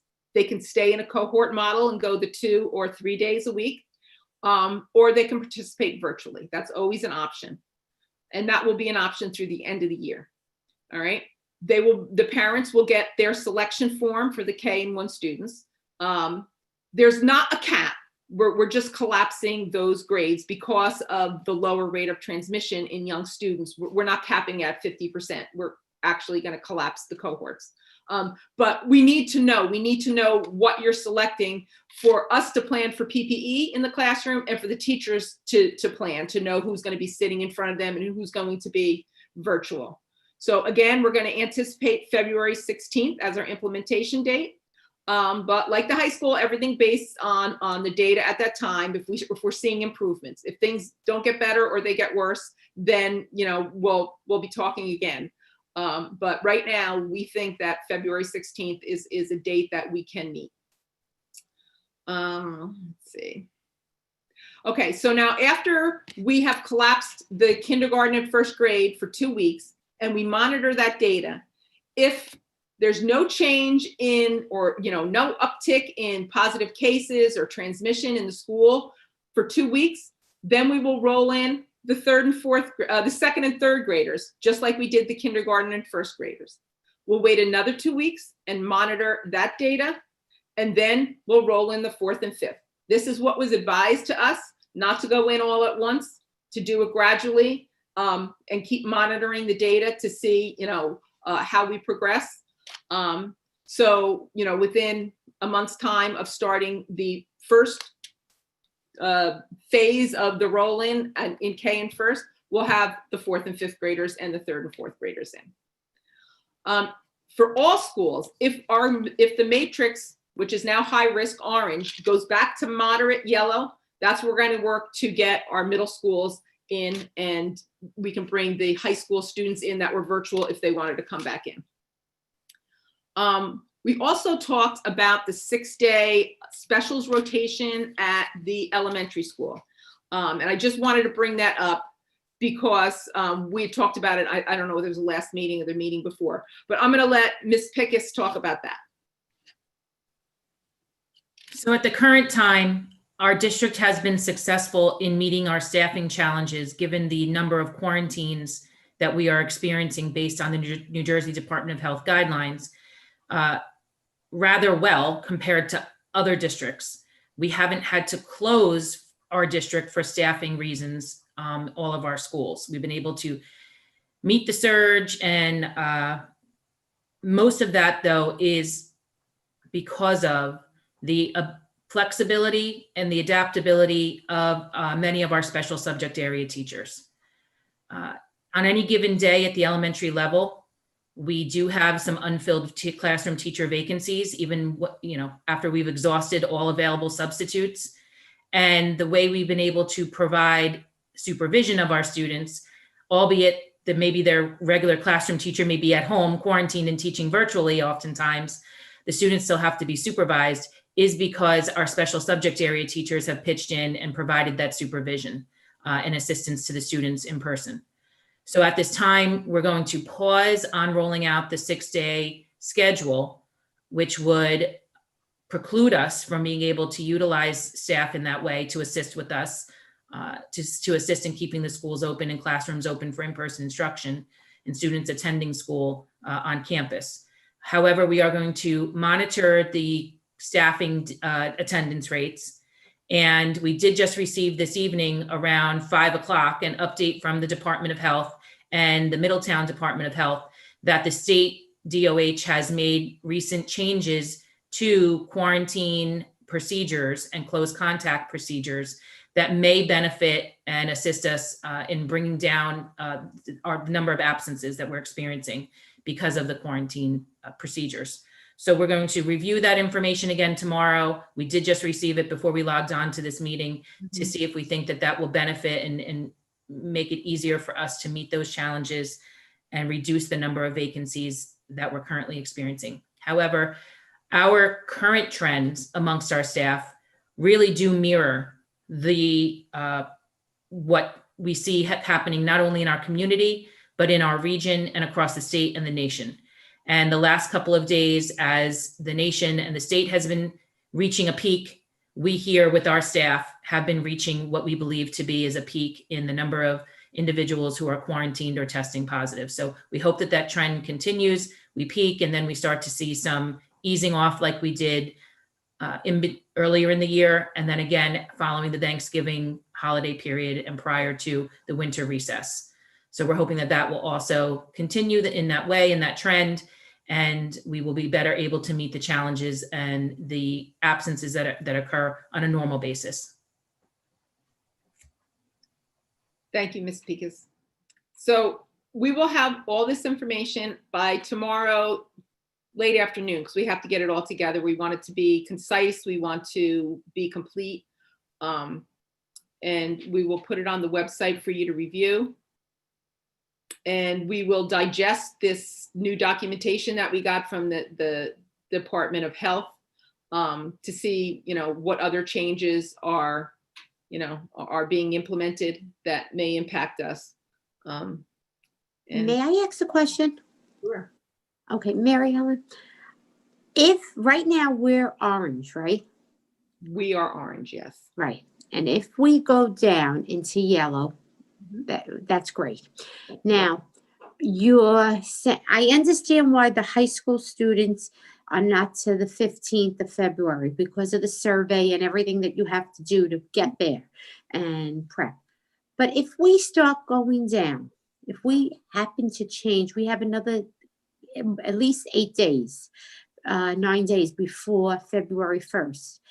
If we go down to yellow, you wouldn't think of bringing the kindergarten first grade back February 1st.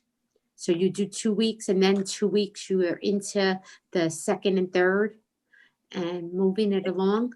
If it goes down to yellow, we can speed up this. There's lead time that you have to give. We have to give our staff, we have to, there's equipment, there's tables, more desks. Some of the rooms aren't set up for more than a cohort right now because they separated it. So what happened in the summer when we would decide, when we were coming back, is to separate students. A lot of our teachers but gave us their tables to store, and we got desks that were in storage for them.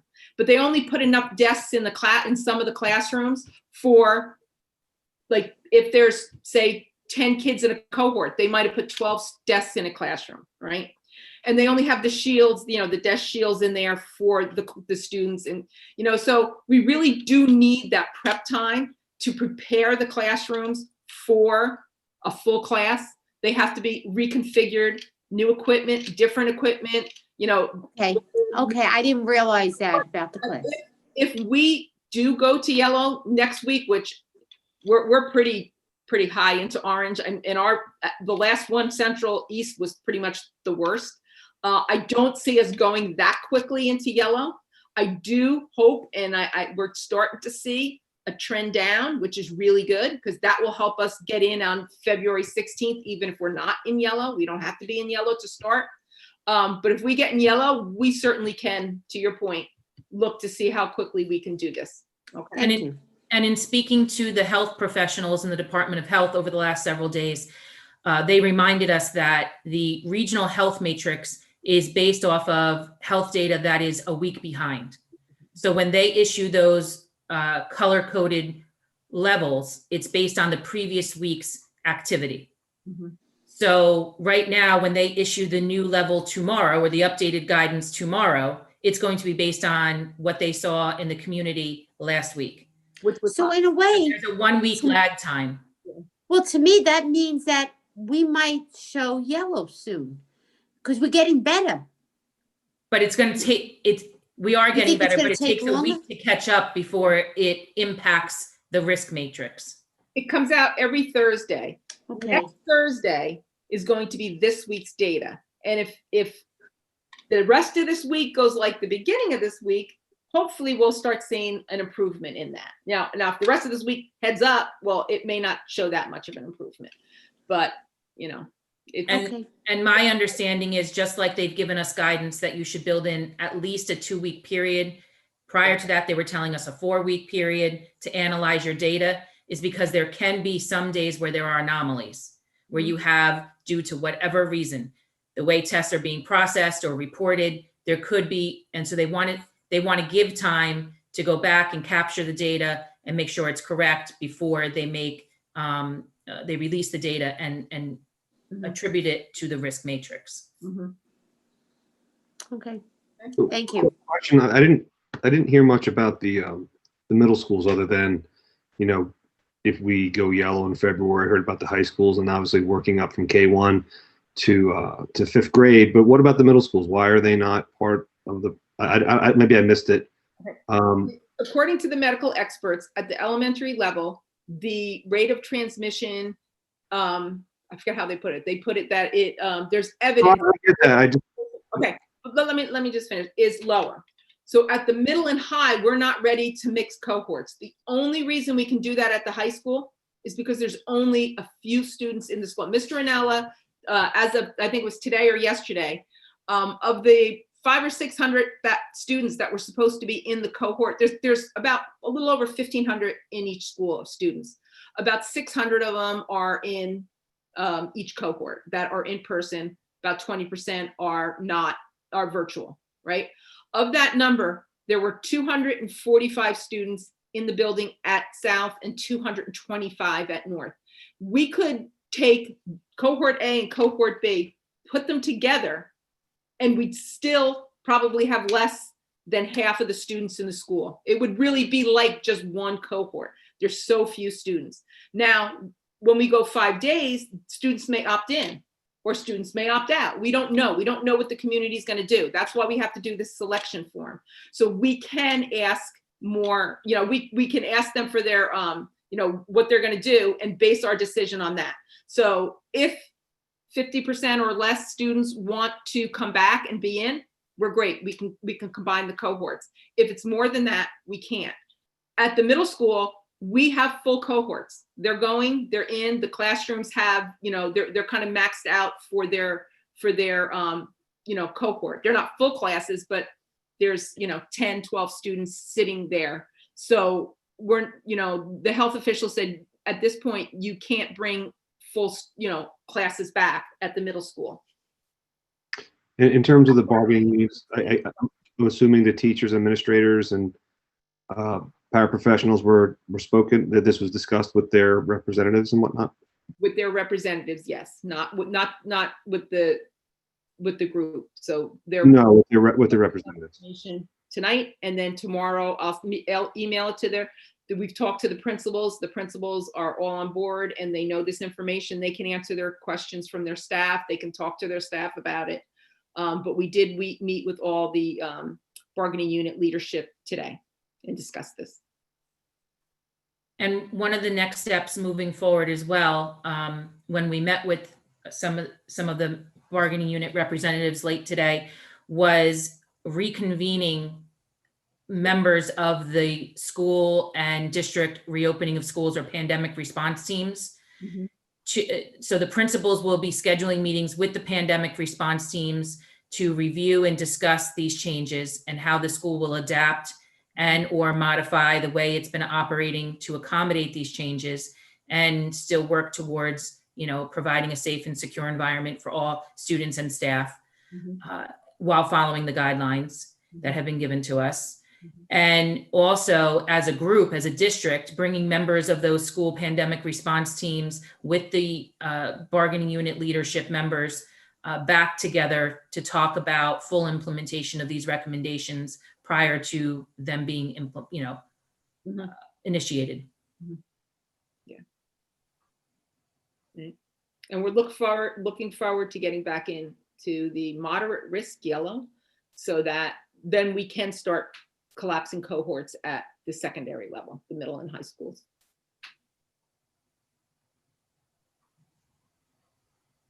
Right. Any other questions? Okay, thank you, Mrs. Walker. Let's go move on to our committee reports. Are we still going to have our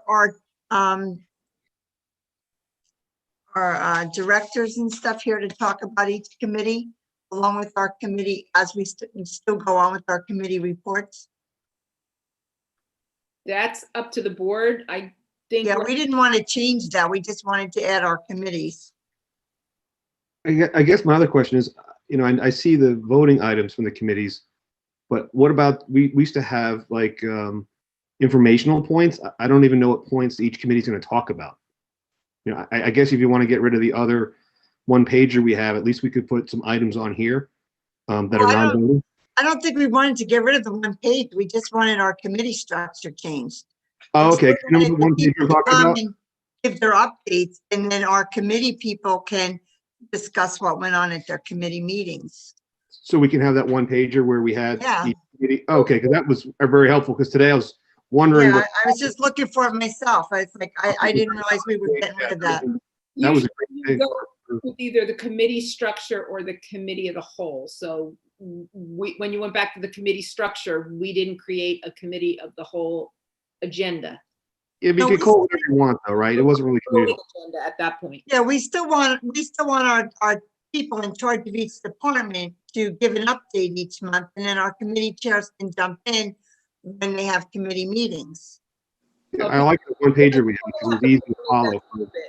So because it'll just be repeated because the you know what I mean? So not really. Yeah. Not really. You know why? Because the co-curricular committee met, right? And we met the other night, but we're not meeting again until April. So I would think that maybe the committee, the liaison for co-curricular, Mr. Carroll, he'll be able to fill in the months that we're not meeting if there's anything happening that he would want us to know about.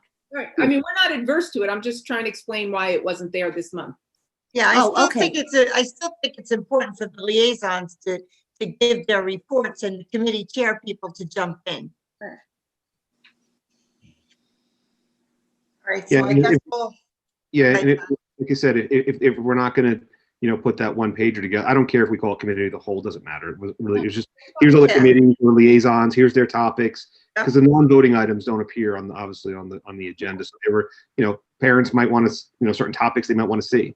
And sometimes interest me this week or this month. Right. We could Yeah, we just still need to incorporate keep that into the people workshop informed. agenda. We can Yeah. just Yes. incorporate it into the workshop agenda. It doesn't even have to be a separate thing. We can just No. list it. Right. No, Yeah. absolutely right. Yep, agreed. No, but I think we need that. All right, so for tonight, I guess we'll start with our, we haven't had a lot of committee reports, committee meetings yet, because it's still only been a week. So let's go through and see which committees have met. Or even if they haven't, maybe there's something that needs to be discussed, like student services. Deb, do you want to give an update on that? And then if Mrs. Peterman wants to jump in too, we'd like to hear from her. Sure. Thanks. Okay, so we were able to squeeze in a meeting on Monday night. Even though it was a holiday, we were trying to see if we could meet before tonight's meeting, and we were able to do so. It was a little bit of a shorter meeting because of that, but I think it was good to sort of touch base at least this month. So as we have been discussing, we were going over the further grant that we were able to get from NJCIE, and really talking about sort of what we've been doing as a district under the two specific grants that we were able to get. And again, just to refresh everybody's memory, this would be to look at Harmony Pre-K and also Leonardo for expanding our inclusive education. And so really what is happening right now with this grant, it's basically spanning between 3 to 5 years. And what the district is trying to do in this first year is really just go through a self-assessment of where we are in both of those programs. I believe right now, and Dr. Tiedemann, correct me if I'm wrong on this one, but I believe right now the team is solely based on school personnel. And I think the thought or the hope is sort of as we go through the phases for this grant, eventually, I think we're going to be opening up those teams to other members. And I don't know if that might possibly include parents from the district, but right now it's really just solely on an inward focus on the district in terms of where we are, so we can get a good understanding. And then with the help of NJCIE, we have facilitators who are there at each meeting for each school. It's really then to sort of develop a plan on how we can move forward at this point, and sort of roll in more inclusion into those programs. Yes, that's right. Right now it is school-based staff members, but after the first year, it is a small committee. There's only about 8 of us, different teams for the 2 different schools, but we will seek at least 1 parent representative when we move into year 2. And we also discussed the possibility of hopefully having a presentation to the public at around our April meeting. I think that might be a good time, especially since we already just sent out the RFP to get the inclusion person into the district to sort of give a report on where we are, and then hopefully maybe next steps as we head into, the fall then for the new school year. So we're looking forward to that in April. We were able to have our CPAG meeting. I believe it was right at the beginning of December, right before the end of the year. And, we continue sort of to review issues that are being raised by parents. And one of the things that has been discussed, I think the most, and is really on the top of minds of parents for children with IEPs and in special services, is what's really happening around the compensatory instruction and what that might look like. And again, I think it is fair to say the district has been watching this as well, especially since we switched to virtual last March, and really just waiting for further guidelines from the DOE at this point in terms of what that could look like.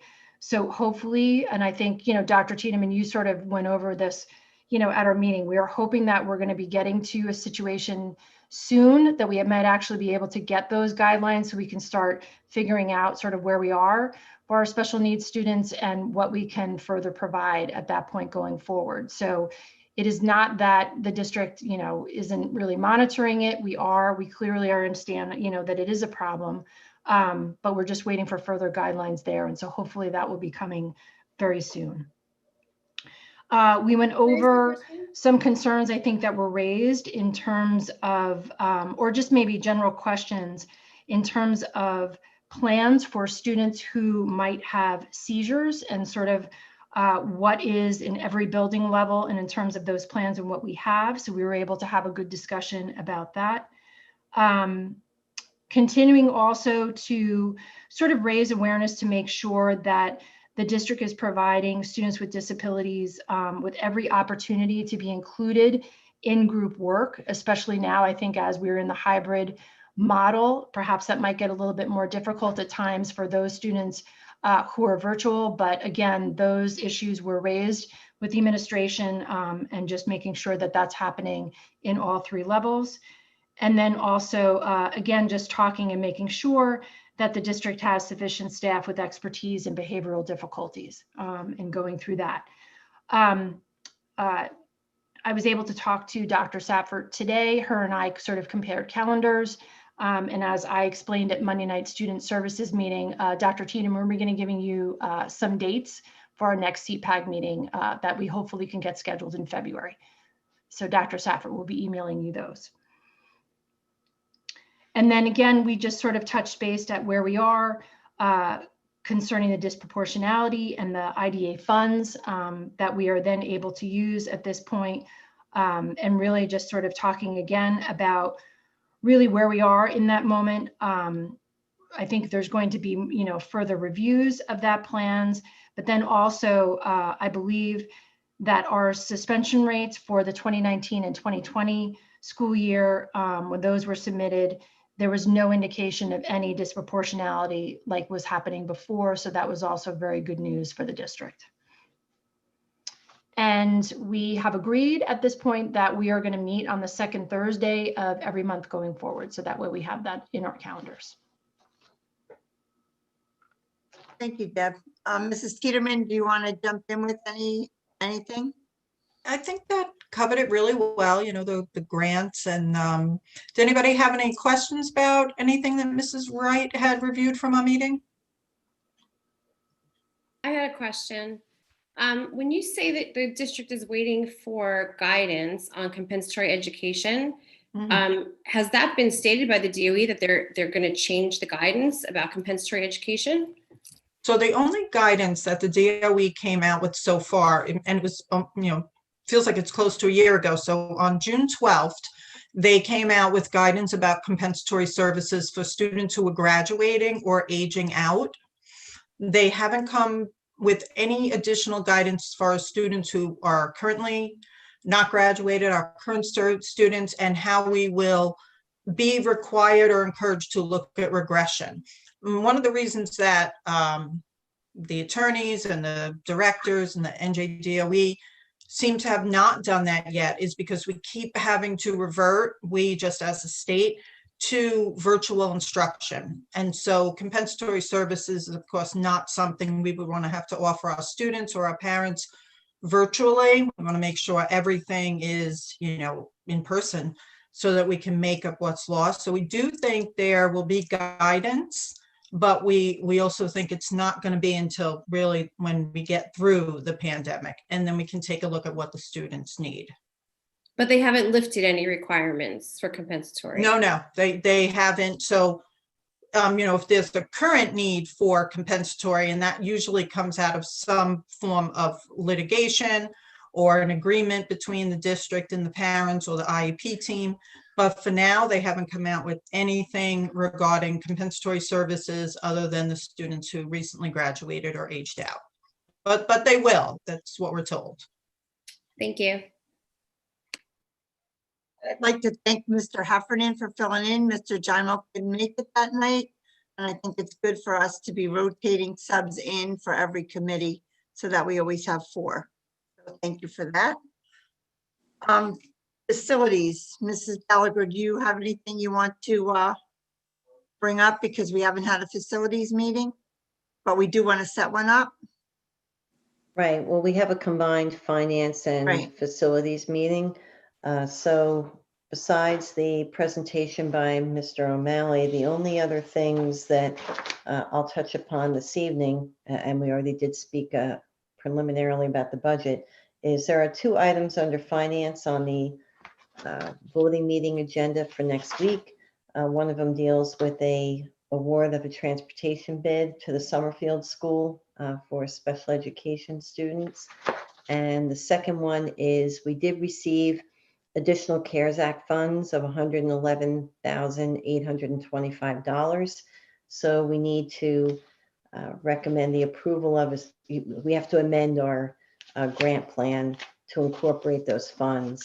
So at this time, we are planning on expanding on the current plan and incorporating a second year of Imagine Learning subscriptions, which we had incorporated the 2021 funds in the plan already, and we would expand that to an additional year. And then the balance of the funds we would use to offset technology costs that we've incurred because of virtual learning. So those are the only 2 items under finance for this month. Any questions? All righty. Policy, does anybody have questions on the policies? They're all second readings for next week. Yeah, I do have a question. Just very quickly, and this just may be technical, but on R3218 for substances, on page 1 of 7, where it's defining substance test, it looks like it deletes the language states licensed clinical lab and then adds board approved laboratory. I'm just curious as to what that change is about. And is this now a procedure where we're going to be getting a list of laboratories that we would then approve? I just don't understand why that's more beneficial. Okay, Ms. Gallagher, do you know why? I'm going to defer to Mr. Kirkpatrick. He was handling those Sorry, policies. Mr. Kirkpatrick. No, it's okay. Amy and Ms. Minuas, I don't have specifics about the lab lists in particular. The only changes I have noted on here is that the medical examination and substance tests are not provided to the superintendent. It's going to be an automatic positive, but I'll have to get back to you on an update, Deb, with a list of the places that we're going to have tests take place. Okay, thanks. Yeah, it just seemed to me kind of a little strange technical change. I was just curious about it. You know what? I'll have to get back to you on that. It also addresses, discipline for positive tests and Right. actions taken for a negative result. But with regard to the actual list, I'll get back to you sometime tomorrow or Friday. Okay, thanks. Jump You're in just welcome. from my experience as an AP and an assistant superintendent. I think that might have been an older change, but that we made from Strauss Esme because we don't use a laboratory in state. We actually send it to a laboratory, Redwood. It's in California. So that's maybe why that change. I mean, we'll look into it, but I think it's an old change. But when you get these standard policies from Strauss Esme, every time you have to change the same thing if you update it. So it's a new policy, but like we don't change our policy. We get a new policy and have to like make the changes that were made in the past if we want to keep those changes. Okay. So we'll check into that because I know we don't use a state laboratory. We use Redwood. We mail it away and it's out of state. Okay, thank you. Deb, I'll look into it tomorrow, Deb. Okay, Yes. thank you. I think we've used Redwood for many, many years. Am I correct? Yes. Yeah, okay. All right, curriculum and instruction. We need to set up a committee meeting for curriculum, but Mrs. Pincus, do you want to add anything for conversation? So there's nothing on this month's agenda right now outside of the usual approval of staff professional development. However, Mr. Little and I are working on a plan to bring the new board members who are representatives on that committee up to speed. We did just have a curriculum a rather lengthy curriculum committee meeting in December where the directors all attended and shared their anticipated budget items that are in alignment with the rollout of New Jersey student learning standards and additional resources we'll need to adopt based on the update of the New Jersey student learning standards. So Mr. Little and I will set that up, and we certainly will probably use most of the time in that first meeting, bringing the new board members, up to speed on what those budget items are expected to be. Could you also maybe find a way to bring us up to speed on any changes of curriculum from, say, July on? Because there's like a lot of conversation in the public, and I really don't know how to answer that. But if there's major changes that were done in curriculum, maybe we could do that through the committee, bring the new board members up to speed on what that is. Yeah, that's going to be part of that as well. Okay. And we have lengthy committee notes because we've done that since July in the committee. And I think we've shared out a couple times, but we need to bring all of the new committee members up to speed on that. Yeah. And I know, I just want to address something head on because I think it's easier that way. I don't like when there's rumors out there. They seem to fester and grow in lives of their own. I know I myself have been contacted. I know Mrs. Walker has. I know Mrs. Morales, our director of social studies and technology, has addressed. There seems to be this rumor that we're adopting or changing our social studies curriculum to other types of resources that are out there that are not aligned currently and are not part of the new New Jersey student learning standards for social studies instruction and curriculum. So I just want to put that out there that we have not been informed by the state. All of our curriculum is aligned to New Jersey student learning standards, and it is written in alignment with those standards in mind. The resources have to be in alignment with those standards, and they have to move students towards meeting those standards and expectations, those skills, concepts, and knowledge. I know institutions like the New York Times, let's just say, have put out their own documents for curriculum, but they are not part of any resources that we own, or we have not seen that integrated in the New Jersey student learning standards to the best of our knowledge. So we just want to address that. Okay. I think another item that we discussed was any kind of slippage due to COVID in terms of educational slippage. We already went over it, but something that we probably need to revisit anyway. Yeah, it's the continual formative and summative assessment of students to monitor their academic growth and identify any gaps or remediation that need to be addressed, and the plans that we will either continue to implement or that we will bring forward as recommendations for changes to address those gaps, to Mr. Little's point. All righty. Do we have anything for student activities? Eleanor, do you want to give an update on your co-curricular? I will. I was waiting. Co-curricular, here you go. Okay, well, we're back again. And I'll tell you, sports has changed completely in the light of COVID. Unbelievable. Now we have 5 seasons. And as Mr. Carroll says, it's changing daily. Sometimes it could be more. He doesn't know. Every time it keeps changing. But we did talk about a little bit about the budget.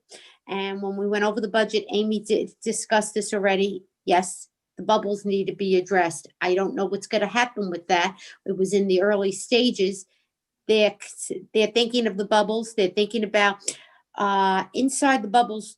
I know the wrestling team and the football team we have a gym inside the bubbles, basically.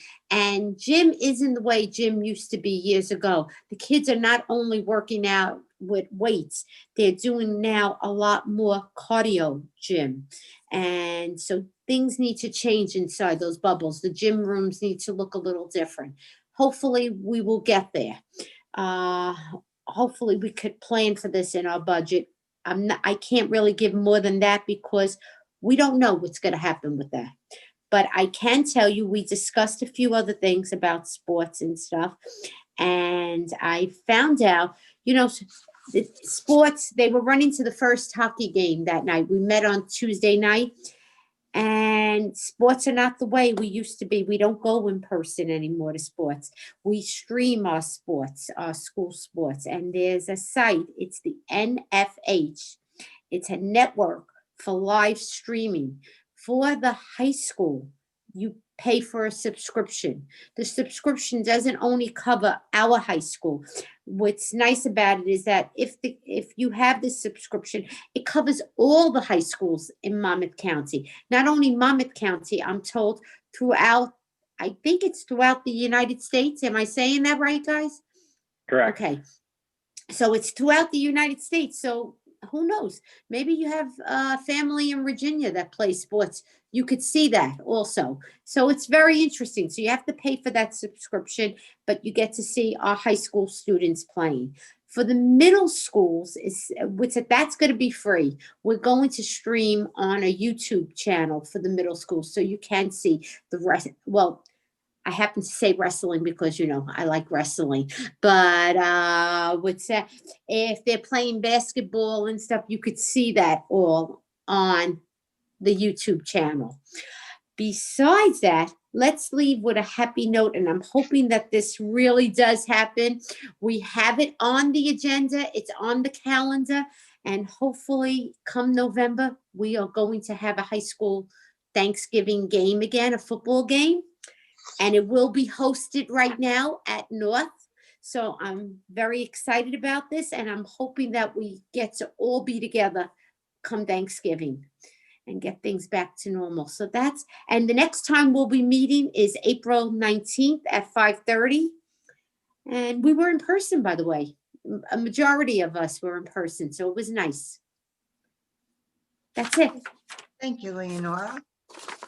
Mr. Capone, do you want to give a shared service update? Sure. Amy, did you want to lead off first, or you want me to start? I think you had some updates for.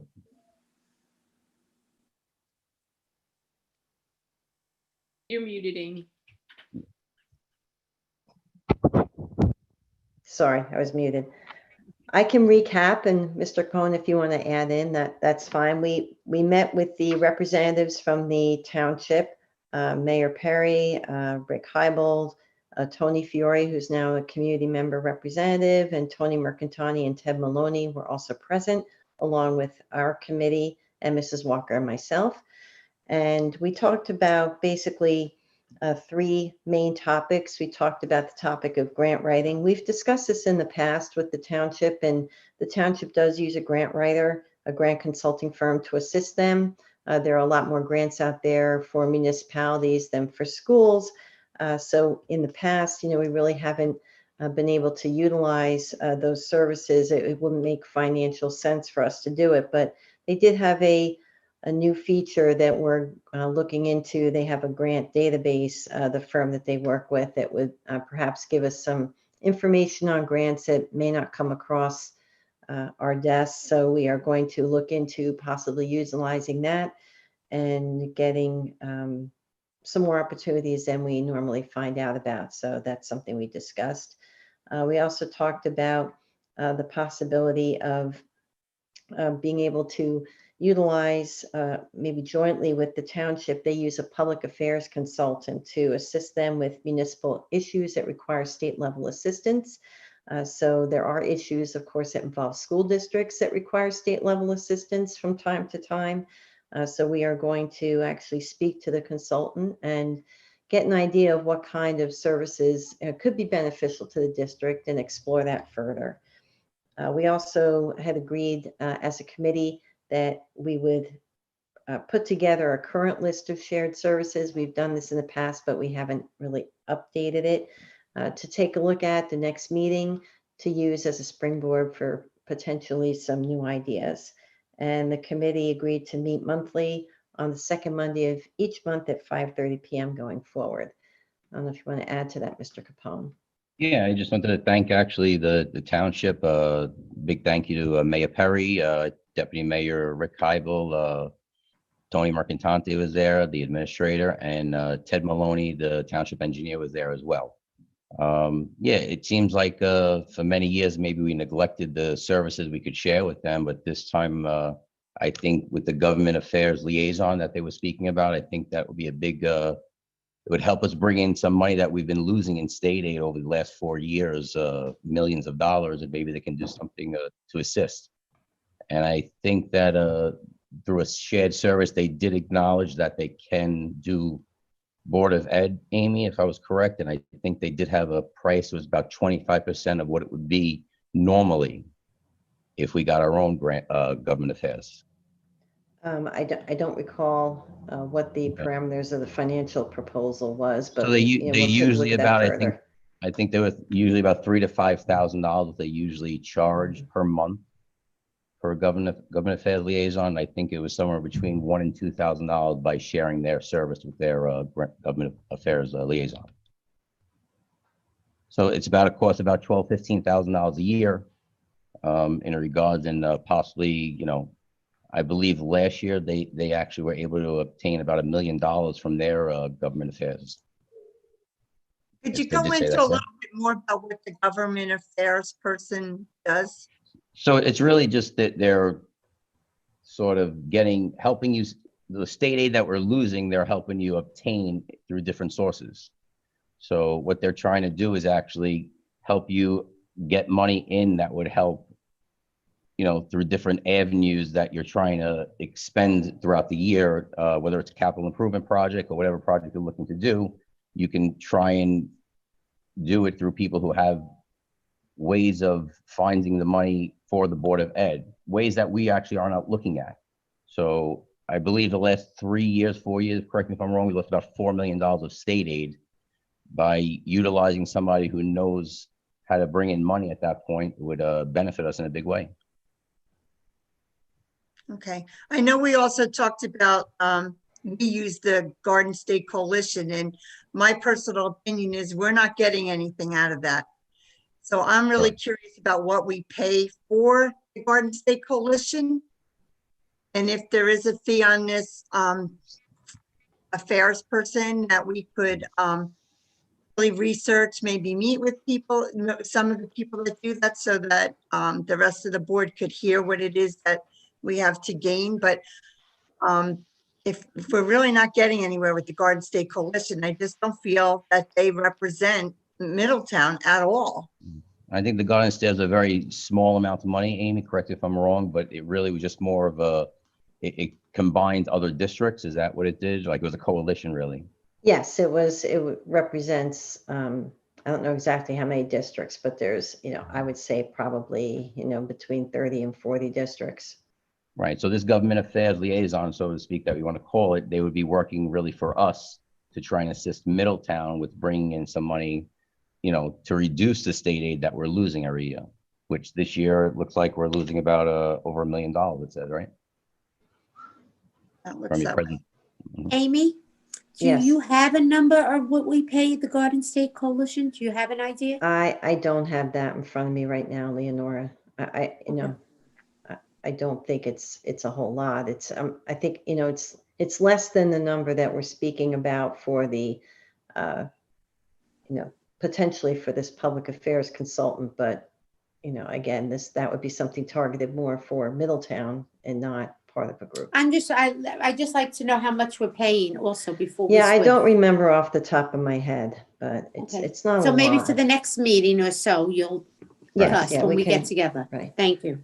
And I think, you know, the intention of the public affairs consultant too isn't even just related to state aid, but sometimes there's other issues and other regulations and things that come out from the state level that impact our district operations, that it might be worthwhile to, you know, try to, you know, And they're get working for access us, to not people at the working state for level. other, right? They're working for us. They're not working for other districts, actually. Well, and school boards hasn't really been helpful for us, right?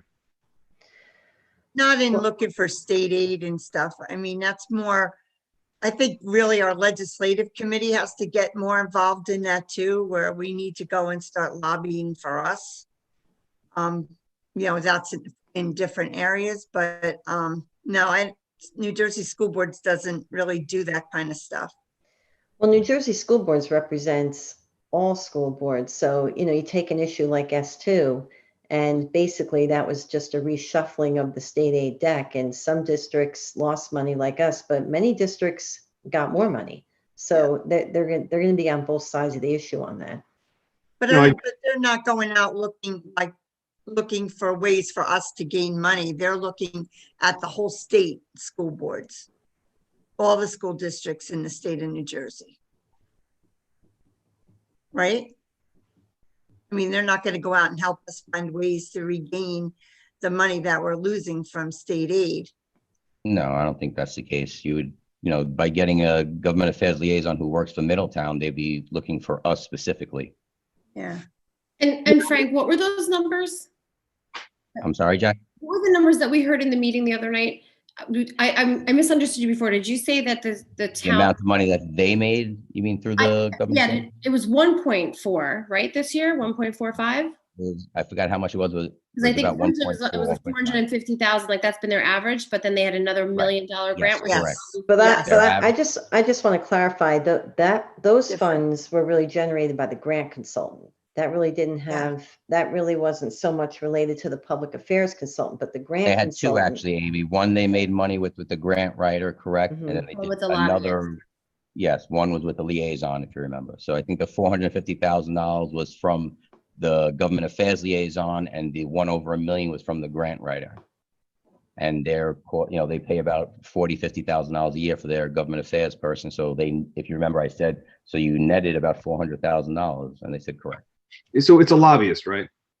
Right. Pretty If much. you want to call it that, that's a nice name, I guess. Yes. Right. I mean, and so do we pool up with other districts, or No, usually this lobbyists this is only for us. So I think the name of the company, Amy, was CLB. Am I correct? CLB. I usually CLB. ask because lobbyists usually have to weigh what kind of stick they're carrying, right? Like, there's who they're representing. So, does anybody care about Middletown, whether it's a lobbyist or not? But I'd be interested in looking at that for sure.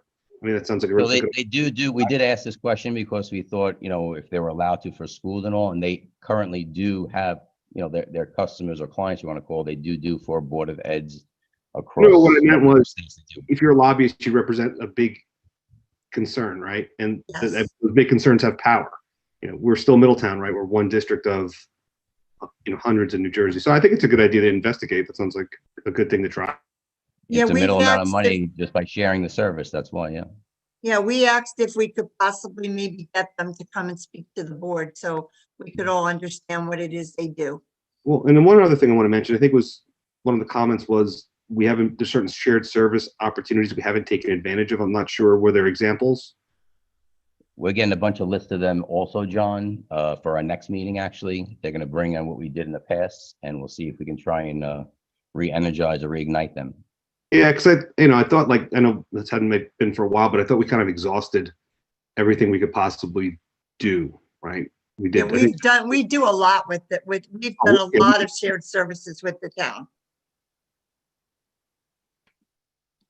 You spoke about a couple with the fields and all, yes.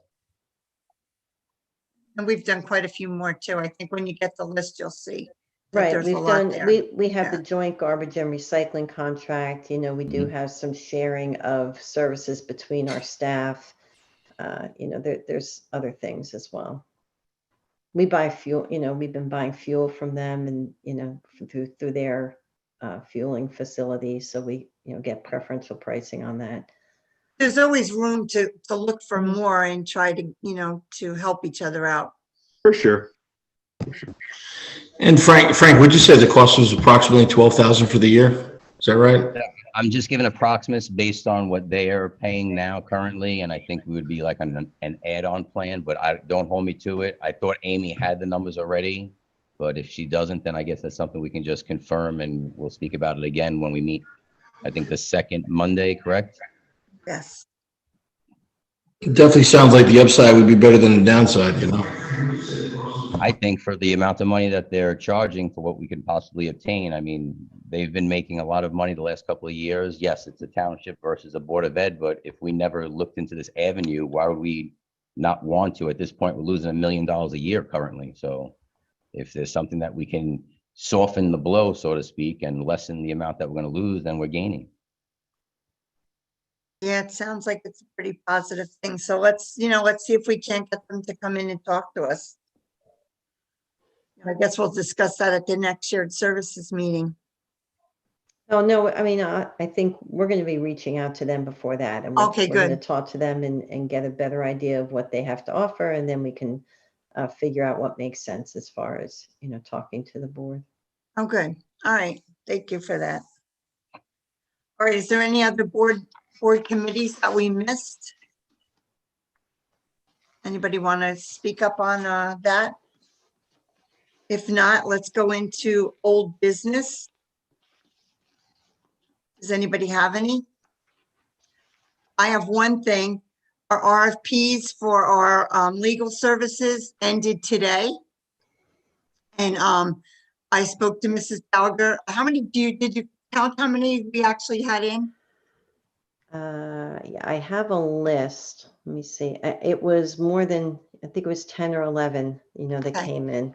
Right. I have a list. I'm going to share that with the board in the morning. I put the list of firms together. I just didn't get a chance to drop in all That's the okay. Yeah. proposed pricing. We also have electronic copies of all the proposals that we'll upload into the portal. Okay. And then what we need to do as a board is pick a date that we can do some interviews. And once you get the upload tomorrow in your portal, I would ask that maybe you send me your top 4 candidates that you'd like to interview, maybe by Sunday night, so that we could set up some interviews. We're looking at hopefully a couple of dates. Let's see. Maybe January 28th or February 2nd to see if we can't get together and do some interviews. We'd like to have 2 nights. So if people could tell me what your available dates are, maybe we'll throw out there January 28th, February 2nd, and February 3rd, and maybe pick 2 of those and we'll do interviews those nights. So if you could email me, Mrs. Gallagher is going to send everything to the portal tomorrow so everybody could look through everything. And hopefully you'll send me your top 4 picks. I'll make a chart. Everybody will see the chart of who picked who, and then we could set up the interviews. But I definitely need to know your availability on those 3 dates. Joan, what were those dates again? I'm sorry. I only heard 2 dates. January 28th, February 2nd, and February 3rd. Ooh. Okay, thank you. Okay. New business? Joan, can I ask you, the prospective interview dates, will those interviews be conducted during the late afternoon or during the evening? During the evening. Thank you. And we'd like as many people as possible to come in person. If you can't, then we'll do virtual for you.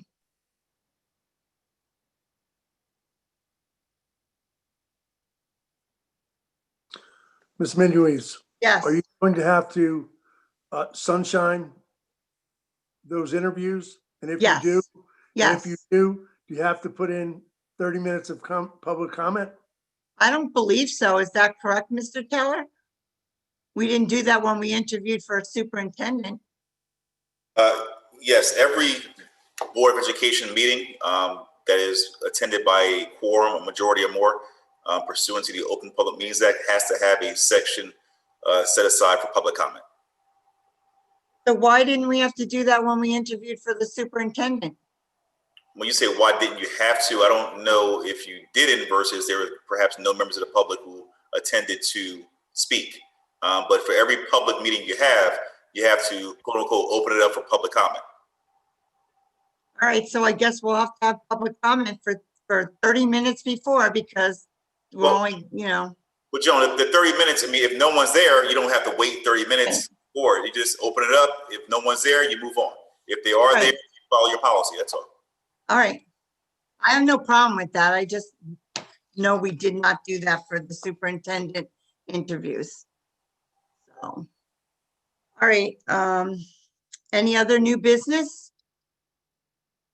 All right, I'd like to open it up for public comment. Mr. Rotolo? Yes. First in our queue is Trevor Borger.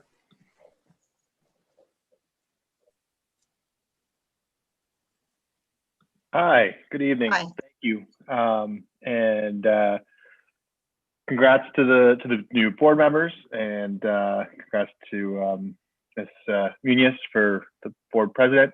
And I just wanted to say, I think it's very important, and it from what has been said this evening, it's very important for us to take a cautious approach for the next phase. And it sounds like that's happening with medical guidelines being followed, and the medical community kind of helping us move forward with opening the schools. I have two children, one special ed and one in second grade. And it's definitely important for me to have them be safe. The cohorts has been something that has allowed that to happen for not only the student population, but also teachers. And the health and safety is definitely a priority. So I'm happy that we're letting the medical community help us, guide us in terms of opening, and we're taking cautious steps in that way and watching the numbers. So I just wanted to say thank you for doing that. And it's very important that. Thank you so much. And next we have Stacy Jones.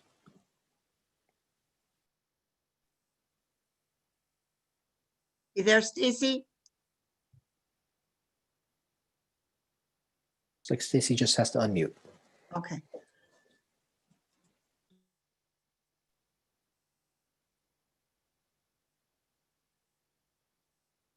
Hello, Stacy, are you with us?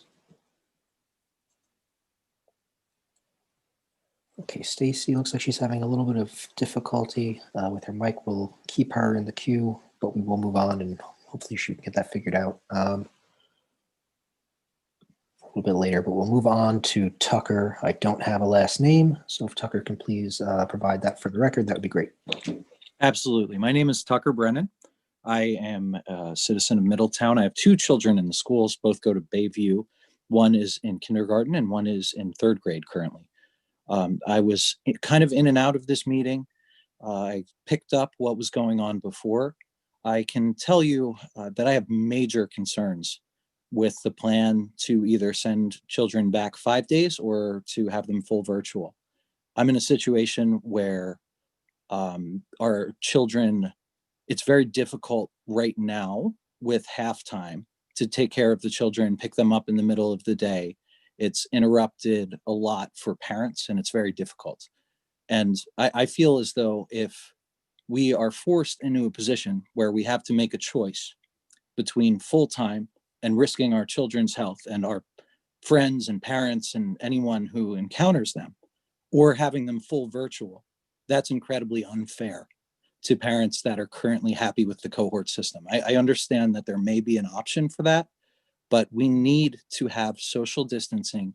We need to have measures in place to make sure that safety is the top priority. We are very close to the end of this right now.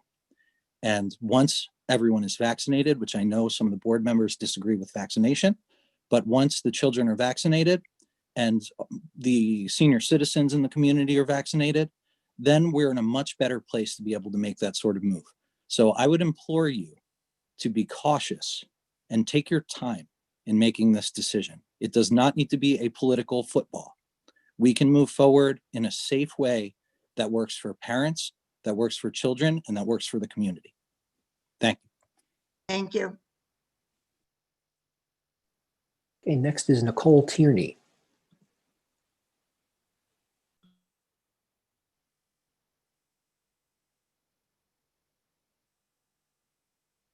Nicole, you just have to unmute.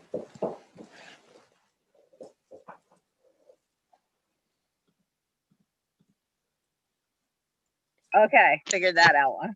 Okay. Can you hear me now? Yes. Okay. So thank you all for your service. I truly understand how much has gone into this, but I just need to come from another angle based on my background. I keep hearing we're talking to medical professionals, we're talking to physicians. Who are we consulting regarding the children's mental health, and how can we as a community support their mental health? The Center for Disease Control just came out, Center for Disease Control, CDC, we all follow. From April to October in 2020, hospitals, not even outpatients, saw a 24% increase in the proportion of mental health emergency room visits for children ages 5 to 11, and a 31% increase for children ages 12 to 17. This exponential increase in mental health is so troubling. And yes, we absolutely need to think of their health, but there's, law after law which says mental health is on parity with physical health. And I'm again, the teachers, the administrators, everybody is trying so hard, but I'm not aware of any additional support systems, programs we're offering. What can we do as a community? There is grant money out there under COVID Cares. Do you need volunteers to work on that? Like, we need to protect these kids, not only from COVID. And I don't know who are the medical mental health providers consulting on this team. What additional supports are we putting in place? If not, I definitely am putting my hand up. I have my master's in clinical mental health counseling and addiction studies. I can look for grants. I can try to volunteer time. There are a lot of free programs that we can download and circulate to parents. We're in two crises here, and COVID is addressed, and I get that, and that's wonderful. But I'm concerned about the mental health, very concerned. Thank you. Okay, next is Melissa Courtney. Hi, my name is Melissa Courtney, and I do have 4 children in Middletown Public School Systems: kindergarten, 2nd grade, 5th grade, and 7th grade. And actually agree very much with the woman that was just on about mental health. I want my children, your children, every child in the district, every staff member in the district to be safe. Absolutely. And I think that being in school is safe. I don't know on your end how many in-school transmissions there have been of COVID. I feel my children are safe in school. They love being in school. They are struggling mentally and emotionally and academically being virtual. And I'm afraid for their well-being at this point if they continue to stay virtual. I mean, they're hybrid. My children do go hybrid. And having said that, I do still have concern about the middle school schedule. I understand I'm all for longer instructional time, but why not wait to implement that sliding rotating schedule until those children are in school 5 days? You've got cohorts, A and B days, sliding schedules, and you then expect them to sit on the computer for 6.5 hours. 6.5 hours sitting at a computer. That's not healthy. And you're talking about the middle school can go back when we're in the yellow, but you were not, in your timeline of dates in the grades and when they can go back. When does that mean? So if we go into yellow in 2 weeks, does that slide the middle school to be able to possibly go back? Or are they waiting till the very last, till after, high school's back in and kindergarten and 1st, 2nd and 3rd, 4th and 5th, and then you're going to look at the middle school and see if we're in yellow at that point? I strongly urge you to continue planning. I do appreciate all the work and time and effort and research and everything you're doing to keep our kids in school. And I hope that they can all be back in those 5, even half days at this, again, from a mental health and well-being, I am worried for my children. I am doing the best I can and trying to provide, mental health support. And, I'm doing the best I can as a mom. And I'm definitely leaning on you guys to help the other half of the way. I want everybody to stay safe, but I think moving forward is the right decision. Thank you. Thank you. And next is Heather Seifert. I want to again extend a welcome to our new board members. And in addition to the compensatory concerns that parents have, parents are also concerned about, the strategic planning process and how that's moving forward. As you know, many parents put a lot of time and effort into the process. And I just wanted to highlight again, I highlighted this at PIC and want to reemphasize it here. The 3 themes from the special ed community that came out of that was 1, we want to increase inclusion and the quality of inclusion. 2, parents expressed a need for earlier recognition and effective services for students with dyslexia. And our group has continued to have conversations about what parents can expect from the district in terms of, the identification and providing services process. And we hope to have our minutes out soon that will provide parents with more information. And these conversations are continuing. And then 3, there was a lot of concern about keeping students in home communities throughout the school career. And, parents are concerned that no plan of managing enrollment may result in the movement of special ed classes as populations shift, because this is what we've seen over time. And, we think there needs to be, some sort of way to try to, keep the most vulnerable within their home communities as much as possible. And I want to say we're excited about the inclusion grants and the assessment and planning process that the district is moving forward with. We understand that, this is going to be a slow process, and we really want to make sure that parents' concerns and are, about making sure their student needs are met, and, that they understand what the benefits of inclusion are and how the district is moving forward with this. So we look forward to working with the district and, working on, parent outreach. And we're also glad to see that the parents are going to be involved in the teams next year going forward. So thanks for all your efforts on that. Thank you. Okay, next we have April O'Brien. Hi, good evening. My name is April O'Brien.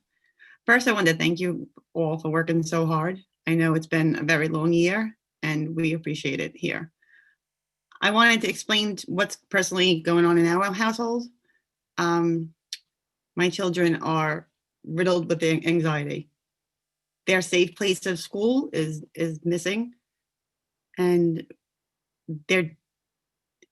our house has become a very unhappy home. I'm scared for my kids, and I'm afraid if we shut down again, I don't even know what to do. So I wanted to make sure that you all knew that. And also the drop schedule with middle school, that does make me a little bit nervous, because I can't see my child coming home, and she's a very good student, and putting 2 more hours in. It's too much. So I hope that you can revisit that and maybe make a change, because I know that my good student is totally shutting down. She's done. So thank you. Thank you, April. Thank you, April. Hang in there. Hang in there, that's right. Okay, we have Stacy Jones back. Hopefully got to the bottom of those. Hello, can you hear me now? Yes. Oh, thank you. Okay, I don't know what happened, but my microphone wouldn't unmute. Thank you for allowing me a chance to speak and for all of your hard work on everything for the district this year. I want to start with that, but I want to follow it with a little bit of alarm at the proposal of the shift for the middle school. I have a student who just returned in phase 5. She's been in school for a grand total of 4 days. And the big benefit of getting back to school and getting some in-person interaction again was to be off the screen. And now you're proposing a plan that reduces the number of classes they'll attend on an in-person day from 6 to 4. So 1/3 less in-person classes on an in-person instruction day.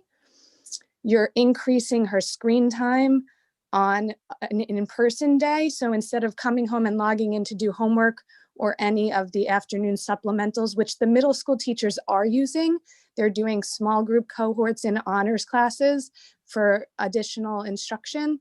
They are utilizing that time. So now you're removing that and replacing it with sit-down structured 2 additional classes that would have been in person on their in-person days. It's unacceptable. You need to revisit it and come up with a better plan.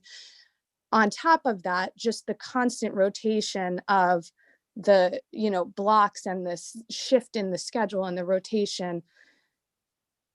These kids, they have trouble some days, as you even said, keeping track of A day, B day in the middle school. And now they're going to have different classes on different days when they're only there 2 or 3 half days a week, and then sit in front of a computer for another 2 full classes they would have had on their in-person day.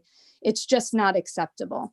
So I think it needs to be completely revisited. I don't think this is something that should be pushed forward, especially that you just brought these phase 5 kids back this past week, and then you're going to be taking away that in-person class time from them 2 weeks later. It's just not, it's not okay.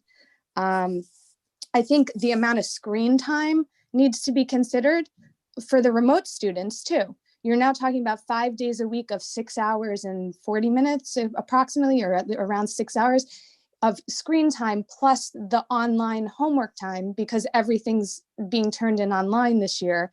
And at the beginning of the year, when a lot of parents expressed concerns at the schools and to the administration about screen time, we were told that a lot of the supplemental afternoon blocks were being allocated, especially at the middle school level, that these kids would be able to use that time to try to get the majority of that work done. So they weren't in front of a screen from 8 in the morning until 8 or 9 at night for 12 hours a day.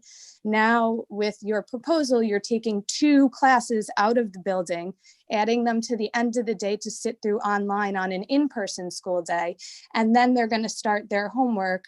So you're talking about, an 8, 10, 12-hour day in front of a screen for middle school kids.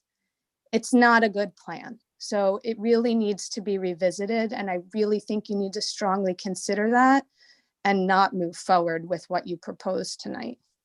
So thank you for your time. And I also would really like an update to the community on what is being discussed behind closed doors with respect to strategic planning, and if there's any meetings coming up as well.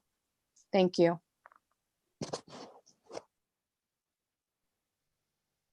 I'm not seeing any more hands raised at this time, Ms. Minuis. All right, seeing no more hands, can I have a motion to adjourn the meeting? So moved. Second. All in favor? Aye. Aye. Abstentions. Have a good night, everybody.